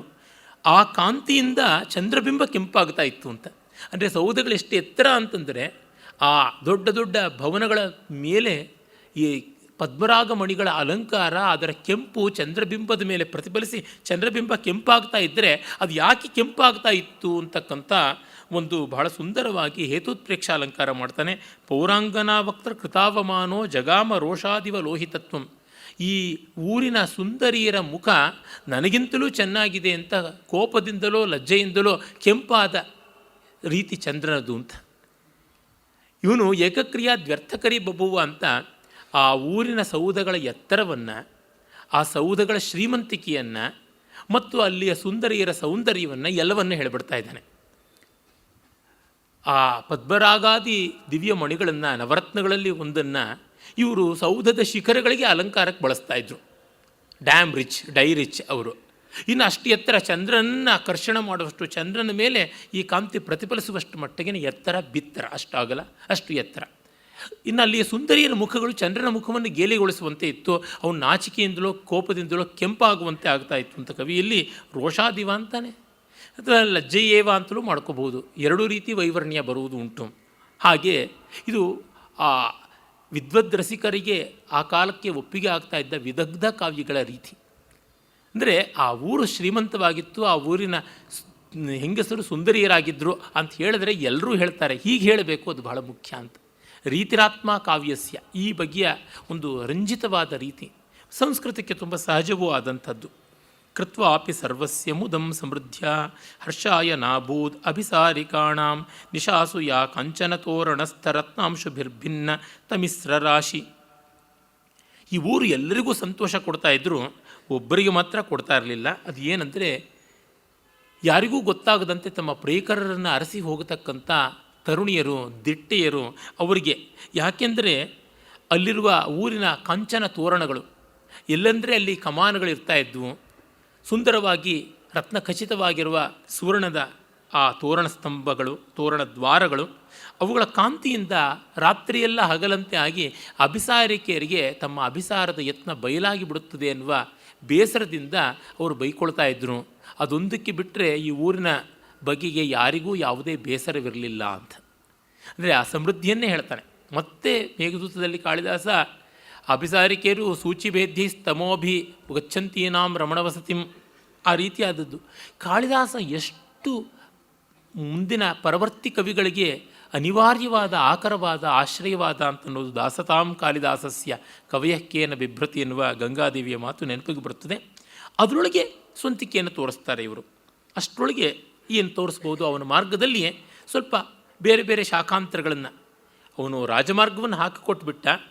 ಸೂರ್ಯವೀಥಿ ಮೇನ್ ರೋಡು, ಇವರುಗಳೆಲ್ಲ ಕ್ರಾಸ್ ರೋಡುಗಳು, ಚಂದ್ರವೀಥಿಗಳನ್ನು ನಿರ್ಮಾಣ ಮಾಡಿಕೊಳ್ಳತಕ್ಕಂಥವರಾದರು. ದಿದಕ್ಷುರಂತಃಸರಸೀಮಲಂಘ್ಯಂ ಯತ್ಖಾತ ಹಂಸ ಸಮುದೀಕ್ಷ್ಯ ವಪ್ರಂ ಸಸ್ಮಾರ ನೂನಂ ದೃಢಕ್ರೌಂಚ ಕುಂಜ ಭಾಗಚ್ಛಿದೋ ಭಾರ್ಗವ ಮಾರ್ಗಣಸ್ಯ. ಇಲ್ಲಿ ಸ್ವಲ್ಪ ಛಂದಸ್ಸು ಎಡವಟ್ಟಾಗಿದೆ. ಸಸ್ಮಾರ ನೂನಂ ದೃಢಕ್ರೌಂಚ ಆಗಿದೆ. ಸಸ್ಮಾರ ನೂನಂ ದೃಢ ಕ್ರೌ ಅಲ್ಲಿ ಕ್ರ ದ್ವಿತ್ವ ಆಗಿ ಸಂಯುಕ್ತಾಕ್ಷರ ಬಂದು ದೃಢ ಅನ್ನುವಲ್ಲಿ ಢತ್ವ ಗುರುವಾಗಿದೆ. ಇದು ಪ್ರಾಯಶಃ ಹಸ್ತಲಿಪಿಯ ಪ್ರಮಾದ ಇದ್ದಿರಬಹುದು, ಸಂಪಾದಕರ ಪ್ರಮಾದ ಇದ್ದಿರಬಹುದು. ಇರಲಿ. ಕ್ರೌಂಚ ಕುಂಜ ಭಾಗಚ್ಛಿದ ಭಾರ್ಗವ ಮಾರ್ಗಣಸ್ಯ ಸಸ್ಮಾರ. ಇಲ್ಲಿ ಶೇಷೇ ಷಷ್ಠಿ ಎನ್ನುವಂತೆ ಕಚ್ಚಿದ್ ಭರ್ತು ಸ್ಮರಸಿ ರಸಿಕೆ ಮತ್ತು ಮೇಘದೂತದ್ದೇ ಆ ರೀತಿಯ ಪ್ರಯೋಗ ಮಾಡ್ತಾನೆ. ಭಾರ್ಗವ ಮಾರ್ಗಣಸ್ಯ ಸಸ್ಮಾರ ಅಂತನ್ನುವುದು ಅಂದರೆ ವ್ಯಾಕರಣದ ಚಮತ್ಕಾರ. ಇದು ಕಾಳಿದಾಸ ಮೊದಲು ಮಾಡಿದ್ದಾನೆ ಉತ್ತರ ಮೇಘದಲ್ಲಿ. ಇಲ್ಲಿ 4 ಪದ್ಯದಲ್ಲಿ 4 ಸರ್ತಿ ಕಾಳಿದಾಸನ ರೆಫರೆನ್ಸಸ್ ಹೇಳ್ತಾ ಇದ್ದೀನಿ.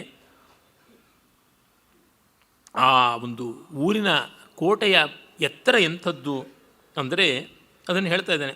ದಿದಿಕ್ಷು ಅಂತಃಸರಸೀಂ ಅಲಂಘ್ಯಂ ಯತ್ ಖಾತಹಂಸ ಸಮುದೀಕ್ಷ್ಯ ವಪ್ರಂ. ವಪ್ರ ಅಂದರೆ ಕೋಟೆ, ಖಾತಹಂಸ ಅಂದರೆ ಕಂದಕದಲ್ಲಿರತಕ್ಕಂಥ ಹಂಸ. ಖಾತ ಅಂದರೆ ಕಂದಕ. ಆ ಊರಿನಲ್ಲಿರುವ ಸರೋವರಗಳು, ಕಂದಕಗಳು, ಅಲ್ಲೆಲ್ಲ ಇರತಕ್ಕಂಥ ಹಂಸಗಳು ಈ ಊರಿನ ಕೋಟೆಯನ್ನು ಹಾರಿ ಹೋಗಬೇಕು ಅಂತ ಅಂದುಕೊಳ್ಳುವಾಗಲೆಲ್ಲ ಅವುಗಳಿಗೆ ಹಿಮಾಲಯದಲ್ಲಿರ್ತಕ್ಕಂಥ ಕ್ರೌಂಚದ್ವಾರ ನೆನಪಾಗ್ತಾ ಇತ್ತಂತೆ. ಅಲ್ಲಿ ಭಾರ್ಗವ ಪರಶುರಾಮ ಕ್ರೌಂಚದ್ವಾರ ಅಂತ ಹಿಮಾಲಯದಲ್ಲಿ ಒಂದು ಛಿದ್ರವನ್ನು ಮಾಡಿದ. ಸ್ಕಂದನೂ ಮಾಡ್ದ, ಇವನು ಮಾಡ್ದ. ಅದು ಮತ್ತೆ ಮೇಘದೂತದಲ್ಲಿ ಬರುತ್ತದೆ, ಪೂರ್ವಮೇಘದಲ್ಲಿ ಬರುತ್ತದೆ. ಆ ವಾಮನ ಮೂರ್ತಿ ತನ್ನ ಕಾಲನ್ನು ಹೇಗೆ ಚಾಚುತ್ತಾನೋ ಆಕಾಶದ ಎತ್ತರಕ್ಕೆ, ಹಾಗೆ ನೀನು ಮೋಡವೇ ಕ್ರೌಂಚದ್ವಾರದ ಮೂಲಕವಾಗಿ ನಿನ್ನ ಮೈಯನ್ನು ಚಾಚಿಕೊಂಡು ಹಿಮಾಲಯವನ್ನು ದಾಟಬೇಕು ಅಂತ. ಹಿಮಾಲಯ ಪರ್ವತ ಶ್ರೇಣಿಯಲ್ಲಿ ಒಂದು ಕಡೆ ಅಚಾನಕ್ ಎನ್ನುವಂತೆ ಪರ್ವತ ಭಾಗದಲ್ಲಿ ಒಂದು ಛೇದ ಆದಂತೆ ಕಾಣಿಸುತ್ತದೆ. ಅದನ್ನು ನಮ್ಮ ಪ್ರಾಚೀನರು ಹಿಂದೆ ಸ್ಕಂದ ತನ್ನ ಪರಾಕ್ರಮವನ್ನು ತೋರಿಸೋದಕ್ಕೆ ಹಿಮಾಲಯದ ಆ ಶ್ರೇಣಿಯ ಆ ಭಾಗ ಕ್ರೌಂಚ ಪರ್ವತ ಅಂತ ಹೆಸರು. ಅದಕ್ಕೆ ತನ್ನ ಬಾಣವನ್ನು ಬಿಟ್ಟ. ಅದಲ್ಲಿ ಒಂದು ರಂಧ್ರ, ಒಂದು ಸ್ಲಿಟ್, ವರ್ಟಿಕಲ್ ಸ್ಲಿಟ್ ಅಂತೀವಲ್ಲ, ಉದ್ದದ ಒಂದು ಛೇದವಾಯಿತು ಅಂತ.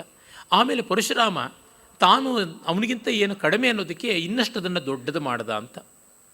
ಹೀಗೆ ಪುರಾಣಗಳಲ್ಲಿ ಬರುವ ಕಥೆ. ಅದನ್ನು ಕವಿ ಹೇಳ್ತಾನೆ, ಹಿಮಾಲಯವನ್ನು ಹಾರಿ ಆ ಕಡೆಗೆ ಹೋಗೋದಕ್ಕೆ ಆಗ್ತಾ ಇದ್ದಿದ್ದು ಈ ಹಂಸಾದಿ ಪಕ್ಷಿಗಳಿಗೆ. ಯಾಕೆ ಅಂದರೆ ಅದನ್ನು ಹಂಸದ್ವಾರ ಅಂತಲೂ ಕರೀತಾರೆ, ಕ್ರೌಂಚ ರಂಧ್ರವನ್ನು. ಯಾಕೆಂದರೆ ಹಂಸಗಳು ಆ ಮೂಲಕವಾಗಿ ಹಾರಿ ಉತ್ತರ ಪ್ರಾಂತಗಳಿಗೆ ಮತ್ತು ಈ ಕಡೆಯಿಂದ ದಕ್ಷಿಣ ಪ್ರಾಂತಗಳಿಗೆ ಬರುತ್ತವೆ ಅಂತ. ಹಂಸಗಳು ವಲಸೆಯ ಪಕ್ಷಿಗಳು. ಚಳಿಗಾಲದಲ್ಲಿ ದಕ್ಷಿಣಕ್ಕೆ ಬರುತ್ತವೆ ಮತ್ತು ವಸಂತಾದಿ ಬೇಸಿಗೆ ಮೊದಲಾದ ಕಾಲಗಳಲ್ಲಿ ಉತ್ತರಕ್ಕೆ ಹೋಗುತ್ತವೆ ಅಂತ. ಇಂದು ಆ ಒಂದು ವಲಸೆಯ ಪಕ್ಷಿಗಳು ಕ್ರೌಂಚದ್ವಾರವನ್ನು ಬಳಸ್ಕೊಳ್ಳುತ್ತವೆ ಅಂತ ಡಾಕ್ಟರ್ ಭಾವೆ ಅವರು ತಮ್ಮ ಮೇಘದೂತದ ಒಂದು ಆಕಾಶಯಾನದ ಅಧ್ಯಯನದ ಮೂಲಕವಾಗಿ ತೋರ್ಪಡಿಸಿದ್ದಾರೆ. ಹೀಗಾಗಿ ಅದು ಚೆನ್ನಾಗಿ ಇಲ್ಲಿ ಬಳಕೆ ಆಗಿದೆ. ಹಿಮಾಲಯವನ್ನೂ ದಾಟಿ ಹಾರುವಂಥ ಶಕ್ತಿಗಳು ಇಂಥ ಕೆಲವು ಹಂಸಜಾತಿಯ ಪಕ್ಷಿಗಳಿಗೆ ಮಾತ್ರ ಉಂಟು. ಆ ಬಲ, ಆ ಶಕ್ತಿಯಲ್ಲ. ಈಗ ಈ ಅಯೋಧ್ಯೆ ಕೋಟೆ ಎಷ್ಟು ಎತ್ತರ ಅಂದರೆ, ಇಲ್ಲಿ ಇನ್ಯಾರಾದರೂ ಪರಶುರಾಮನಂತವರು ಬಂದು ಛೇದವನ್ನು ಮಾಡಿದ್ರೆ ನಾವು ಹಾರಿ ಊರಿಂದ ಆಚೆಗೆ ಹೋದೆವು, ಇಲ್ಲದಿದ್ದರೆ ಆಗೋದೇ ಇಲ್ಲ, ಇಲ್ಲೇ ಕಂದಕದಲ್ಲಿ, ಇಲ್ಲೇ ಸರೋವರಗಳಲ್ಲಿ ಓಡಾಡಿಕೊಂಡಿರಬೇಕು ಅಂತ ಹಂಸಗಳ ಅಭಿಪ್ರಾಯ ಪಡ್ತಾ ಇದ್ದವು ಅಂತ ಹೇಳುವ ಮೂಲಕವಾಗಿ ಆ ಅಯೋಧ್ಯೆಯ ಕೋಟೆಯ ಎತ್ತರ ಅದನ್ನು ಮನು ತನ್ನ ಮನಸ್ಸಿನಿಂದ ಮಾಡಿದ ಅಂತ ಪುರಾಣಗಳಲ್ಲಿ ಬರುತ್ತದೆ. ಇಕ್ಷ್ವಾಕುವೇ ಅಯೋಧ್ಯೆಯ ಕೋಟೆಯನ್ನು ನಿರ್ಮಿಸಿದ ಅಂತ ಕೂಡ ಬರುತ್ತದೆ. ಒಟ್ಟಿನಲ್ಲಿ ಅದು ಅಭೇದ್ಯ. ನ ಯೋಧ್ಯತೆ ಅತ್ರ ನ ಯೋಧ್ಯ ಇತಿ ಅಯೋಧ್ಯ, ಯೋಧರಿಂದ ಎದುರಿಸಲಾಗದ ಜಯಿಸಲಾಗದ ಊರು ಅಂತ ತಾನೇ ಅದರ ಹೆಸರು. ಅದನ್ನು ಸಾರ್ಥಕ ಮಾಡ್ತಾನೆ ಕವಿ. ಸ್ವಬಿಂಬ ಮಾಲೋಕ್ಯ ತತಂ ಗೃಹಾಣಾಂ ಆದರ್ಶ ಭಿತ್ತೌ ಕೃತವಂಧ್ಯವಘಾತಾ ರಥ್ಯಾಸು ಯಸ್ಯಾಂ ರದಿನಃ ಪ್ರಮಾಣಂ ಚಕ್ರುರ್ಮದ ಮೋದಂ ಅರಿದ್ವಿಪಾನಾಂ. ಇನ್ನು ಆ ಊರಿನ ಆನೆಗಳು ಮದೋನ್ಮತ್ತವಾದ ಮತಂಗಜಗಳು ಅವು ಅಲ್ಲಿದ್ದ ಮನೆಗಳಲ್ಲಿ ಹೊರಗಡೆ ಭಿತ್ತಿಗಳಲ್ಲಿ ಅಳವಡಿಸಿದ ಕನ್ನಡಿಗಳನ್ನು ನೋಡಿ ತಮ್ಮ ಎದುರಾಳಿ ಆನೆಗಳು ಅಂತ ಭಾವಿಸಿ ತಮ್ಮ ದಂತ ಕುಂತಗಳಿಂದ ಅವನ್ನು ನಿರಂತರವಾಗಿ ತಿವಿತಾ ಇದ್ವು ಅಂತ. ಇದನ್ನೂ ಕಾಳಿದಾಸ ರಘುವಂಶದಲ್ಲಿ ಬರೆದಿದ್ದಾನೆ. ಒಂದು ಕಡೆ ಹಾಳು ಬಿದ್ದು ಹೋದ ಅಯೋಧ್ಯೆ ವರ್ಣನೆ ಮಾಡುವ ಸಂದರ್ಭದಲ್ಲಿ ಆ ಚಿತ್ರದ ಆನೆಗಳನ್ನು ನೋಡಿಕೊಂಡು ಕಾಡಾನೆಗಳು ಅವುಗಳನ್ನು ತಿವಿಯೋ ಪ್ರಯತ್ನ ಮಾಡಿ ಆ ದಂತ ಕುಂತಗಳಿಂದ ಗೋಡೆಯೆಲ್ಲ ಗೀರಾಗಿತ್ತು ಅಂತೆಲ್ಲ ಹೇಳ್ಬಿಟ್ಟಂತಾನೆ. ನೋಡಿ, ಇಷ್ಟು ಮೈನ್ಯೂಟ್ ಡೀಟೇಲ್ಸಲ್ಲಿ ಕೂಡ ಪೂರ್ವಕವಿ ಸ್ಫೂರ್ತಿ ಬೇಕು ಅಂತ. ಒಳ್ಳೆಯ ಪದ್ಯ, ಚೆನ್ನಾಗಿರ್ತಕ್ಕಂಥದ್ದು. ನಾನಿದೇನು ಟಿಪ್ಪಣಿ ಮಾಡ್ಕೊಂಡು ಬಂದಿಲ್ಲ. ನನ್ನ ಕಾಳಿದಾಸನ ಸಂಸ್ಕಾರ ಇದೆಯಲ್ಲ, ಕಾಳಿದಾಸ ಸ್ಮರಣೆ ಇದೆಯಲ್ಲ, ಅದು ನೋಡ್ತಾ ಇದ್ದಂತೆ ಇಲ್ಲಿದ್ದಲ್ವಾ ಅಲ್ಲಿದ್ದಲ್ವಾ ಅಂತ ಹೇಳ್ಬಿಟ್ಟು ಮಾಡ್ತಾಯಿದ್ದೆ. ಪಾಪ ಕುಮಾರದಾಸ ಚೌರ್ಯ ಮಾಡಿದವನು ಅಂತಲ್ಲ. ಆ ಮಾತ್ರಕ್ಕೆ ಬಂದರೆ ರಾಜಶೇಖರನೇ ಹೇಳ್ತಾನೆ, ನಾಸ್ತ್ಯ ಚೌರ ಕವಿಜನಃ ನಾಸ್ತ್ಯ ಚೌರೋ ವಣಿಜ್ಜನಃ ಅಂತ. ಒಳ್ಳೆಯ ಕಲ್ಪನೆ ಇನ್ಯಾವುದೋ ಬೇರೆ ಕಲ್ಪನೆಯ ಶಾಖಾ ಉಪಶಾಖಾದಿಗಳಾಗಿ ಬರುತ್ತದೆ ಅಂತ ನಮಗೆ ಗೊತ್ತಾಗುತ್ತದೆ. ಲಗ್ನೈಕ ಭಾಗಂ ಸಿತಹರ್ಮ್ಯ ಶೃಂಗೇ ವಿಕೃಷ್ಯ ಮಂದೇನ ಸಮೀರಣೇನ ದೀರ್ಘೀಕೃತಂ ಬಾಲಮೃಣಾಲ ಶುಭ್ರಂ ಕರೋತಿ ಯತ್ರ ಧ್ವಜಕೃತ್ಯಮಭ್ರಂ. ತುಂಬ ಸೊಗಸಾದ ಪದ್ಯ. ಲಗ್ನೈಕ ಭಾಗಂ ಸಿತಹರ್ಮ್ಯ ಶೃಂಗೆ, ಉನ್ನತವಾದ ಸೌಧಗಳ ಶಿಖರಗಳಲ್ಲಿ ಒಮ್ಮೆ ಮೋಡ ಸಿಕ್ಕಾಕ್ಕೊಂಡ್ಬಿಡುತ್ತೆ. ಮೋಡ ಹಾರಿ ಹೋಗ್ತಾ ಇದ್ದದ್ದು ಆ ಸೌಧ ಶಿಖರಗಳಲ್ಲಿ, ಸೌಧ ಕಲಶಾಗ್ರಗಳಲ್ಲಿ ಸಿಕ್ಕಾಕ್ಕೊಂಡ್ಬಿಟ್ಟು ಗಾಳಿ ಬೀಸ್ತಾ ಇದ್ದಾಗ ಆ ಉದ್ದಕ್ಕೆ ಎಳೆಯಲ್ಪಡುತ್ತವೆ. ನೋಡಿದಾಗ ಬಾಲ ಮೃಣಾಲ ಶುಭ್ರಂ ಧ್ವಜಕೃತ್ಯಂ ಅಭ್ರಂ ದೀರ್ಘೀಕೃತಂ ಕರೋತಿ, ಉದ್ದಕ್ಕೆ ಬೆಳ್ಳಗಿರುವ ಬಾವುಟವನ್ನು ಹಾರಿಸ್ತಾ ಇದ್ದಂತೆ ಕಾಣಿಸ್ತಾ ಇತ್ತು ಅಂತ ಹೇಳ್ಬಿಟ್ಟು ಅಂತಾನೆ. ತುಂಬ ಒಳ್ಳೆಯ ಕಲ್ಪನೆ ಮಾಡ್ತಾನೆ. ಅದು ಬಾಲ ಮೃಣಾಲ ಶುಭ್ರಂ, ತಾವರೆಯ ಬಿಳಿಯಾದ ದಂಟಿನ ಹಾಗೆ ಉದ್ದಕ್ಕೆ ಎಳ್ಕೊಂಡು ಹೋಗಿ ದೂರಕ್ಕೆ ನೋಡುವವರಿಗೆ ಅದು ಒಂದು ತೆಳ್ಳಗಿರುವ ಬಾವುಟವನ್ನು ಹಾರಿಸಿದ್ದಾರಾ ಅನ್ನುವಂತೆ ಇತ್ತು. ಪ್ರವಾಲ ಶೀರ್ಷ ವದನಂ ಸುವರ್ಣಂ ಮುಕ್ತಾಮಯಾಂಗ ಅವಯವ ವಹಂತ್ಯ ಯಸ್ಯಾಂ ಯುವತ್ಯೋ ವಿಹಿತಾ ವಿಧಾತ್ರ ರತ್ನೈರಿವಾಪುರ್ವಪುಷ ಪ್ರಕರ್ಷಂ. ಅವರು ಅಲ್ಲಿದ್ದ ಸುಂದರಿಯರು ತಮ್ಮ ದೇಹವೆಲ್ಲ ಮುಕ್ತಾಮಯವಾಗಿರುವಂತೆ, ಸುವರ್ಣಮಯವಾದಂತೆ, ಹವಳದಿಂದ ನಿರ್ಮಿತವಾದಂತೆ ತೋರ್ತಾ ಇದ್ದರು ಅಂತ. ದಂತಗಳಲ್ಲಿ ಮುತ್ತುಗಳು, ತುಟಿಗಳಲ್ಲಿ ಮತ್ತು ಕದಪುಗಳಲ್ಲಿ ಹವಳಗಳು, ಇನ್ನು ದೇಹ ಛಾಯೆಯಿಂದ ಅಂಗಕಾಂತಿಯಿಂದ ಬಂಗಾರವನ್ನು ಹೋಲುವಂತೆ ಆಗಿ ರತ್ನಗಳಿಂದ ಸುವರ್ಣಗಳಿಂದ ಘಟಿತವಾದಂತೆ ತೋರ್ತಿತ್ತು ಅಂತ. ಭರ್ತೃಹರಿಯ ಶೃಂಗಾರ ಶತಕದಲ್ಲಿ ರೇಜೆ ರತ್ನಮಯೀ ವಸ ಅಂತ ಒಂದು ಉಲ್ಲೇಖ ಬರುತ್ತದೆ. ಇಷ್ಟು ಕಲ್ಪನೆ ಮಾಡಿ ಯಾರು ಕವಿಗಳು ಏನು ಮಾಡಿದ್ರು ಅಲ್ಲಿಂದಿಲ್ಲಿಗೆ ಇಲ್ಲಿಂದ ಅಲ್ಲಿಗೆ ಆ ರೀತಿಯಾಗಿ ಮಾಡಬೇಕಾಗುತ್ತದೆ. ಅದೇ ರೀಮಿಕ್ಸ್ ಮಾಡಿ ಅದೇ ರಾಗವನ್ನು ಸ್ವಲ್ಪ ಬೇರೆ ಲಯದಲ್ಲಿ, ಬೇರೆ ಟೆಂಪೋನಲ್ಲಿ, ಬೇರೆಯ ಎತ್ತುಗಡೆ ಸ್ವರದಿಂದ ಮಾಡುವಂಥದ್ದು. ಹೀಗೆಲ್ಲ ಉತ್ತಮೋತ್ತಮವಾದ ಆ ನಗರ ವಿಶ್ರಾಣಿತಾತ್ಮಧ್ವನಿ ಪುಷ್ಕರೇಶು, ಆ ಒಂದು ಪಾರಿವಾಳಗಳು ಮತ್ತು ಕ್ರೌಂಚ, ಸಾರಸ, ಕಾರಂಡವ, ಚಕ್ರವಾಕಾದಿಗಳು ಇವುಗಳೆಲ್ಲರೂ ಕೂಡ ತಮ್ಮ ಧ್ವನಿಗಳನ್ನೆಲ್ಲ ಅಲ್ಲಿಯ ಮೃದಂಗ ಧ್ವನಿಗಳಿಗೆ ಅರ್ಪಣೆ ಮಾಡಿಬಿಟ್ಟಿದ್ವು ಅನ್ನುವಂತೆಲ್ಲ ಅಲ್ಲಿಯ ಸಂಸ್ಕೃತಿ ಚಿತ್ರಣವನ್ನು ನಿರ್ಮಾಣ ಮಾಡ್ತಾನೆ. ಈಗ ಹೇಳ್ತಾನೆ, ಇಲ್ಲಿದ್ದ ರಾಜ ಮಹಾಪ್ರಸಿದ್ಧನಾದ ದಶರಥ ಜಿಗೀಶುರಭ್ಯಸ್ತ ಸಮಸ್ತ ಶಾಸ್ತ್ರಜ್ಞಾನೋಪರುದ್ಧೇಂದ್ರಿಯವಾಜಿವೇಗ ಅಜಾವಜಯ್ಯಾನಜ ನಂದನೋಂತಹ ಸಷಡ್ವಿಷ ಪೂರ್ವಮಸೋ ವಿಜಿಗ್ಯೆ. ಇವನು ಅಜನ ಮಗ, ಅಜನಂದನ, ಅಜಮಹಾರಾಜನ ಮಗ. ಕಾಳಿದಾಸ ಅಜನ ಕಥೆಯನ್ನು ರಘುವಂಶದಲ್ಲಿ ವಿಸ್ತರಿಸಿ 5ನೇ ಸರ್ಗದ ಉತ್ತರಾರ್ಧದಿಂದ 8ನೇ ಸರ್ಗದವರೆಗೆ ಮಾಡಿದ್ದಾನಲ್ಲ, ಅದನ್ನು ನಾವಿಲ್ಲಿ ಸ್ಮರಿಸ್ಕೊಳ್ಬೇಕು. ದಿಲೀಪ, ರಘು, ಅಜ, ದಶರಥ ಈ ರೀತಿಯಾದದ್ದು ಅನ್ವಯ. ಅವನು ಜಿಗೀಷು, ಜೈಶಾಲಿಯಾಗಿದ್ದ, ಎಲ್ಲವನ್ನೂ ಗೆಲ್ಲುವ ಬಯಕೆಯನ್ನು ಹೊಂದಿದ್ದ. ಜೇತುಮಿಚ್ಚು ಜಿಗೀಷು, ಅವನು ಅಭ್ಯಸ್ತ ಸಮಸ್ತ ಶಾಸ್ತ್ರ, ಎಲ್ಲ ಶಾಸ್ತ್ರಗಳನ್ನು ಓದಿದವನಾಗಿದ್ದಾನೆ. ಮತ್ತು ಜ್ಞಾನೋಪರುದ್ಧ ಇಂದ್ರಿಯ ವಾಜಿವೇಗ, ತನ್ನ ಶಾಸ್ತ್ರಜ್ಞಾನದ ಮೂಲಕವಾಗಿ ಪಂಚೇಂದ್ರಿಯಗಳ ಚಾಪಲ್ಯವನ್ನು ಹತೋಟಿಯಲ್ಲಿ ಇಟ್ಟುಕೊಂಡಿದ್ದ. ಅಜಯ್ಯ, ಎದುರಿಸಲಾಗದಂತಹ ಬಲಶಾಲಿ. ಅವನು ಮೊದಲು ರಿಪುಗಳಿಗಿಂತ ಮಿಗಿಲಾಗಿ ಷಡ್ರಿಪುಗಳನ್ನು ಗೆದ್ದಿದ್ದ ಅಂತ. ಇದು ಮತ್ತೆ ಕಾಳಿದಾಸನ ರಘುವಂಶದಲ್ಲಿ ಬರ್ತಕ್ಕಂಥದ್ದು. ಅನಿತ್ಯಾ ಶತ್ರವೋ ಬಾಹ್ಯಾಹ ನಿತ್ಯಾಹ ಅಂತಸ್ಥ ಶತ್ರವಃ. ಅತಿಥಿಯ ರಾಜ್ಯಭಾರದ ವರ್ಣನೆ ಮಾಡ್ತಾ 17ನೇ ಸರ್ಗದಲ್ಲಿ ಹೇಳ್ತಾನೆ. ಹಾಗಾಗಿ ಮೊದಲು ಅತಿಥಿ ಕುಶನ ಮಗ, ರಾಮನ ಮೊಮ್ಮಗ, ಅಂತರಂಗದ ಅರಿಷಡ್ವರ್ಗದ ಶತ್ರುಗಳನ್ನು, ಕಾಮಕ್ರೋಧ ಲೋಭ ಮೋಹ ಮದ ಮಾತ್ಸರ್ಯಗಳನ್ನು ಗೆದ್ದು ಆಮೇಲೆ ಬಹಿರಂಗದ ಶತ್ರುಗಳನ್ನು ಗೆದ್ದ ಅಂತ. ಅದ್ಭುತವಾದ ಸಾರ್ವಕಾಲಿಕ ಸತ್ಯಗಳನ್ನು ಹೇಳಿದ ಮೇಲೆ ಅದನ್ನು ಬಿಟ್ಟು ಬೇರೆ ಕಡೆ ಹೋಗೋಕ್ಕಾಗೋಲ್ಲ, ಅದನ್ನು ಅನುವಾದಿಸಬೇಕು. ಇದ್ಯಾಕೆ ಹೀಗೆ ಮಾಡೋದು ಅಂದರೆ, ಕೆಟ್ಟದ್ದನ್ನು ಏನೋ ಬರೆಯೋದಕ್ಕಿಂತ ಒಳ್ಳೆಯದನ್ನು ಅನುವಾದಿಸಿದ್ರೂ ಪರವಾಗಿಲ್ಲ. ಕದ್ದಿದ್ದಾರೆ ಸ್ವಾಮಿ, ಅರೆ ಒಳ್ಳೆಯದನ್ನೇ ಕದ್ದಿದ್ದಾರೆ, ಲೋಕಕ್ಕೆ ಬೇಕಾದ್ದನ್ನೇ ಕದ್ದಿದ್ದಾರೆ, ಯಾಕೆ ಯೋಚನೆ ಮಾಡ್ತೀರಾ ಅಂತ. ಈ ರೀತಿಯಾದ ಒಂದು ದೃಷ್ಟಿಕೋನ.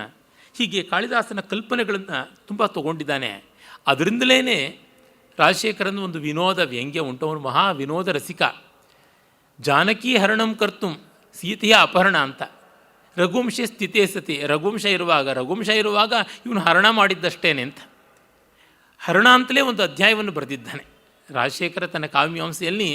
ಹರಣ ಯಾವ ರೀತಿಯಾಗಿ ಮಾಡ್ತಾರೆ, ಪದ್ಯದ ಛಾಯೆಯನ್ನು, ಚರಣವನ್ನು, ಪದವನ್ನು, ಪಾದವನ್ನು ಹೀಗೆಲ್ಲ ಹರಣ ಮಾಡ್ತಾರೆ ಅಂತ ಅದನ್ನು ಚರ್ಚೆ ಮಾಡ್ತಾನೆ. ಕ್ಷೇಮೇಂದ್ರ ಕೂಡ ತತ್ಸಮಕಾಲೀನ ಈ ವಿಷಯದಲ್ಲಿ ಚರ್ಚೆ ಮಾಡ್ತಾನೆ. ದಶರಥನನ್ನು ಇಂದ್ರಿಯ ಜೈ ಅಂತಾನೆ. ವಾಲ್ಮೀಕಿಗಳ ಪ್ರಕಾರ ನೋಡಿದ್ರೆ ಅವನು ಇಂದ್ರಿಯ ದಾಸ ಅನ್ನುವಂತೆ ಅಲ್ಲಿ ಇಲ್ಲಿ ಕಾಣಿಸುತ್ತದೆ. ವಾಲ್ಮೀಕಿಗಳು ಕೊಡುವ ಚಿತ್ರ ನಂಬಲರ್ಹವಾದದ್ದು, ಅಧಿಕೃತವಾದದ್ದು, ಪ್ರಾಮಾಣಿಕವಾದದ್ದು, ಮನುಷ್ಯ ಸಂಸ್ಕಾರಕ್ಕೆ ತುಂಬ ಆಗಿ ಬರುವಂಥದ್ದು. ಇದು ರಮ್ಯವಾದ ಕಾವ್ಯವಾದ್ದರಿಂದ ಸೂಪರ್ಫಿಷಿಯಲ್ ಐಡಿಯಲೈಸೇಷನ್ ಅನ್ನುವಂತೆ ಆಗುತ್ತದೆ. ಇಲ್ಲಿ ಆ ಒಂದು ವಾಲ್ಮೀಕಿಗಳ ಗಹನ ಗಂಭೀರವಾದ ಚಿತ್ರಕ್ಕಿಂತ ಬೇರೆ ಚಮತ್ಕಾರಗಳನ್ನು ನಾವು ಹೆಚ್ಚಾಗಿ ಕಾಣಬೇಕು. ಇಲ್ಲದೇ ಇದ್ದರೆ ಈ ಕಾವ್ಯ ನಮಗೆ ಕೊಡುವಂಥದ್ದು ಸಿಗುವುದಿಲ್ಲ ಅಷ್ಟೆ. ಆ ರಾಜ ಇದ್ದ, ಅವನು ವಿಷ್ಣುವನ್ನು ಹೋಲುವಂತೆ ಇದ್ದ ಅಂತ ಶ್ಲೇಷ ಮಾಡ್ತಾನೆ. ಬಲಿಪ್ರತಾಪಾಪ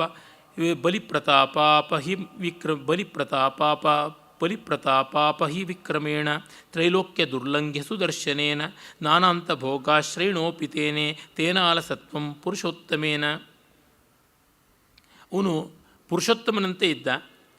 ಬಲಿಪ್ರತಾಪ ಇತ್ತು, ಬಲಶಾಲಿಗಳಾದ ಎದುರಾಳಿಗಳನ್ನು ಕೂಡ ಎದುರಿಸುವ ಪ್ರತಾಪ ಇತ್ತು.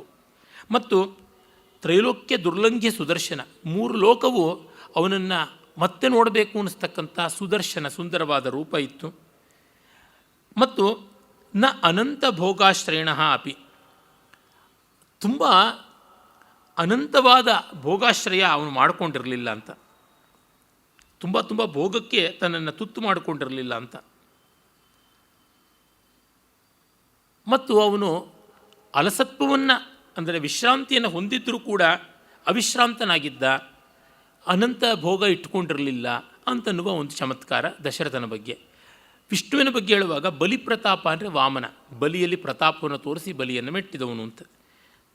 ಸುದರ್ಶನ, ತ್ರೈಲೋಕ್ಯ ದುರ್ಲಂಘ್ಯ ಸುದರ್ಶನ, 3 ಲೋಕವು ಅವನ ಸುದರ್ಶನ ಚಕ್ರವನ್ನು ಮೀರಲಾಗದ್ದು ಅಂತ.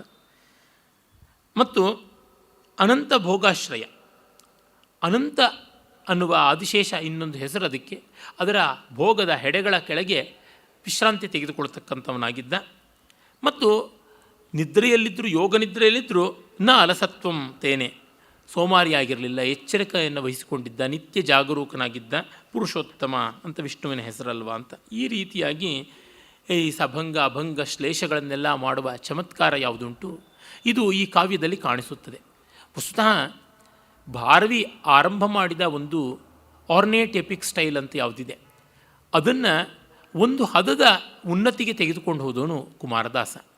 ಮಾಘ, ಅದಕ್ಕೂ ಮಿಗಿಲಾಗಿ ಶಿವಸ್ವಾಮಿ, ರತ್ನಾಕರ ತಲೆ ಕೆಡುವ ಮಟ್ಟದ ಉನ್ನತಿಕೆಯನ್ನು ತಂದರು, ತಲೆ ತಿರುಗಿಸುವ ಮಟ್ಟದ್ದು.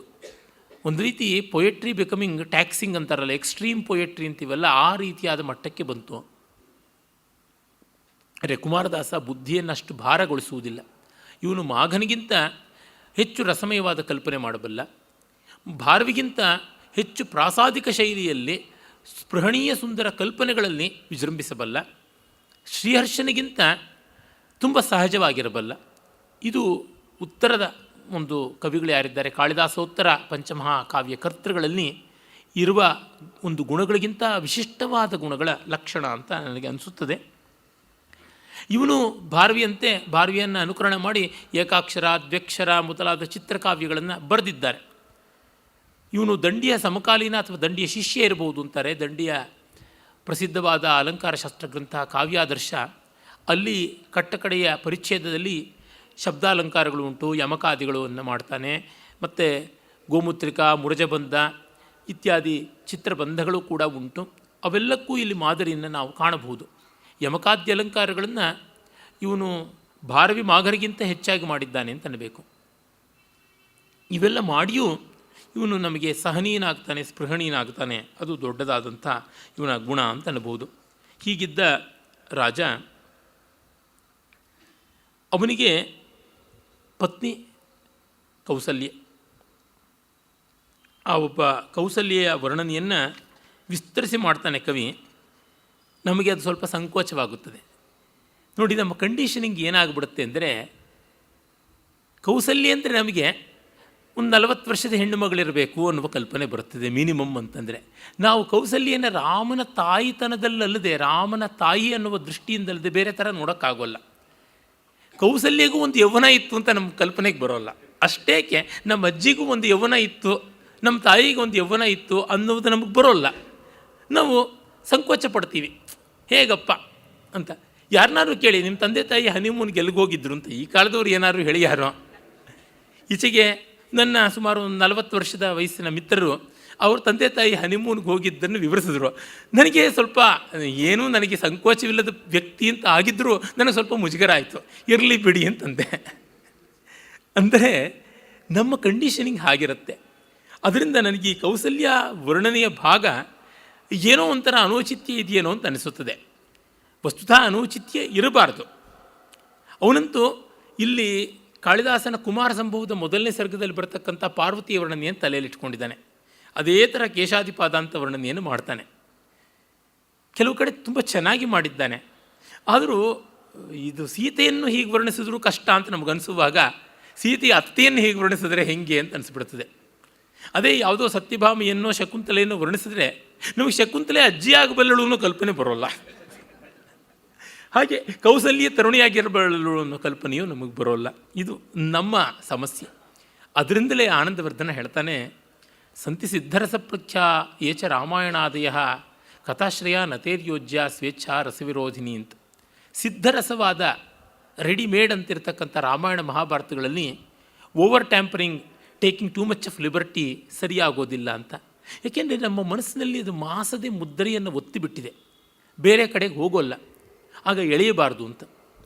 ಕೆಲವು ಕೃತಿಗಳು ಅಷ್ಟು ಪ್ರಭಾವಶಾಲಿಯಾಗಿದ್ದ ಮೇಲೆ, ಈಗ ಕುಮಾರವ್ಯಾಸ ಮಹಾಭಾರತವನ್ನು ಭಾಮಿನಿ ಷಟ್ಪದಿಯಲ್ಲಿ ಬರದ ಅಂತಂದ ಮೇಲೆ ಕನ್ನಡದಲ್ಲಿ ಇನ್ಯಾರಾದರೂ ನಾನು ಅಂತ ಭಾಮಿನಿ ಷಟ್ಪದಿಯಲ್ಲಿಯೋ ಇನ್ಯಾವುದೋ ವಾರ್ಧಕ ಷಟ್ಪದಿಯಲ್ಲೋ ಅದೇ ಮಹಾಭಾರತ ಬರೆದ್ರೆ ಅದು ಎಂದೂ ತಲೆ ಎತ್ತೋಕ್ಕಾಗೋಲ್ಲ, ಆಗುವಂಥದ್ದಲ್ಲ. ಅಲ್ಲಿಗೆ ಮುಗಿಯುತ್ತದೆ ಕಥೆ. ಹೀಗಾಗಿ ಕುಮಾರದಾಸನ ಈ ಒಂದು ವರ್ಣನೆಯ ಪ್ರಯತ್ನ ಸ್ವಲ್ಪ ಮುಜುಗರ ಆಗಬಹುದು. ಆದರೆ ಅವನ ಕಾವ್ಯ ಸ್ವಾರಸ್ಯಗಳಲ್ಲಿ ಇದು ಒಂದು ಸ್ಥಾನವಾದ್ದರಿಂದ ಹೇಳ್ತಾ ಇದ್ದೀನಿ.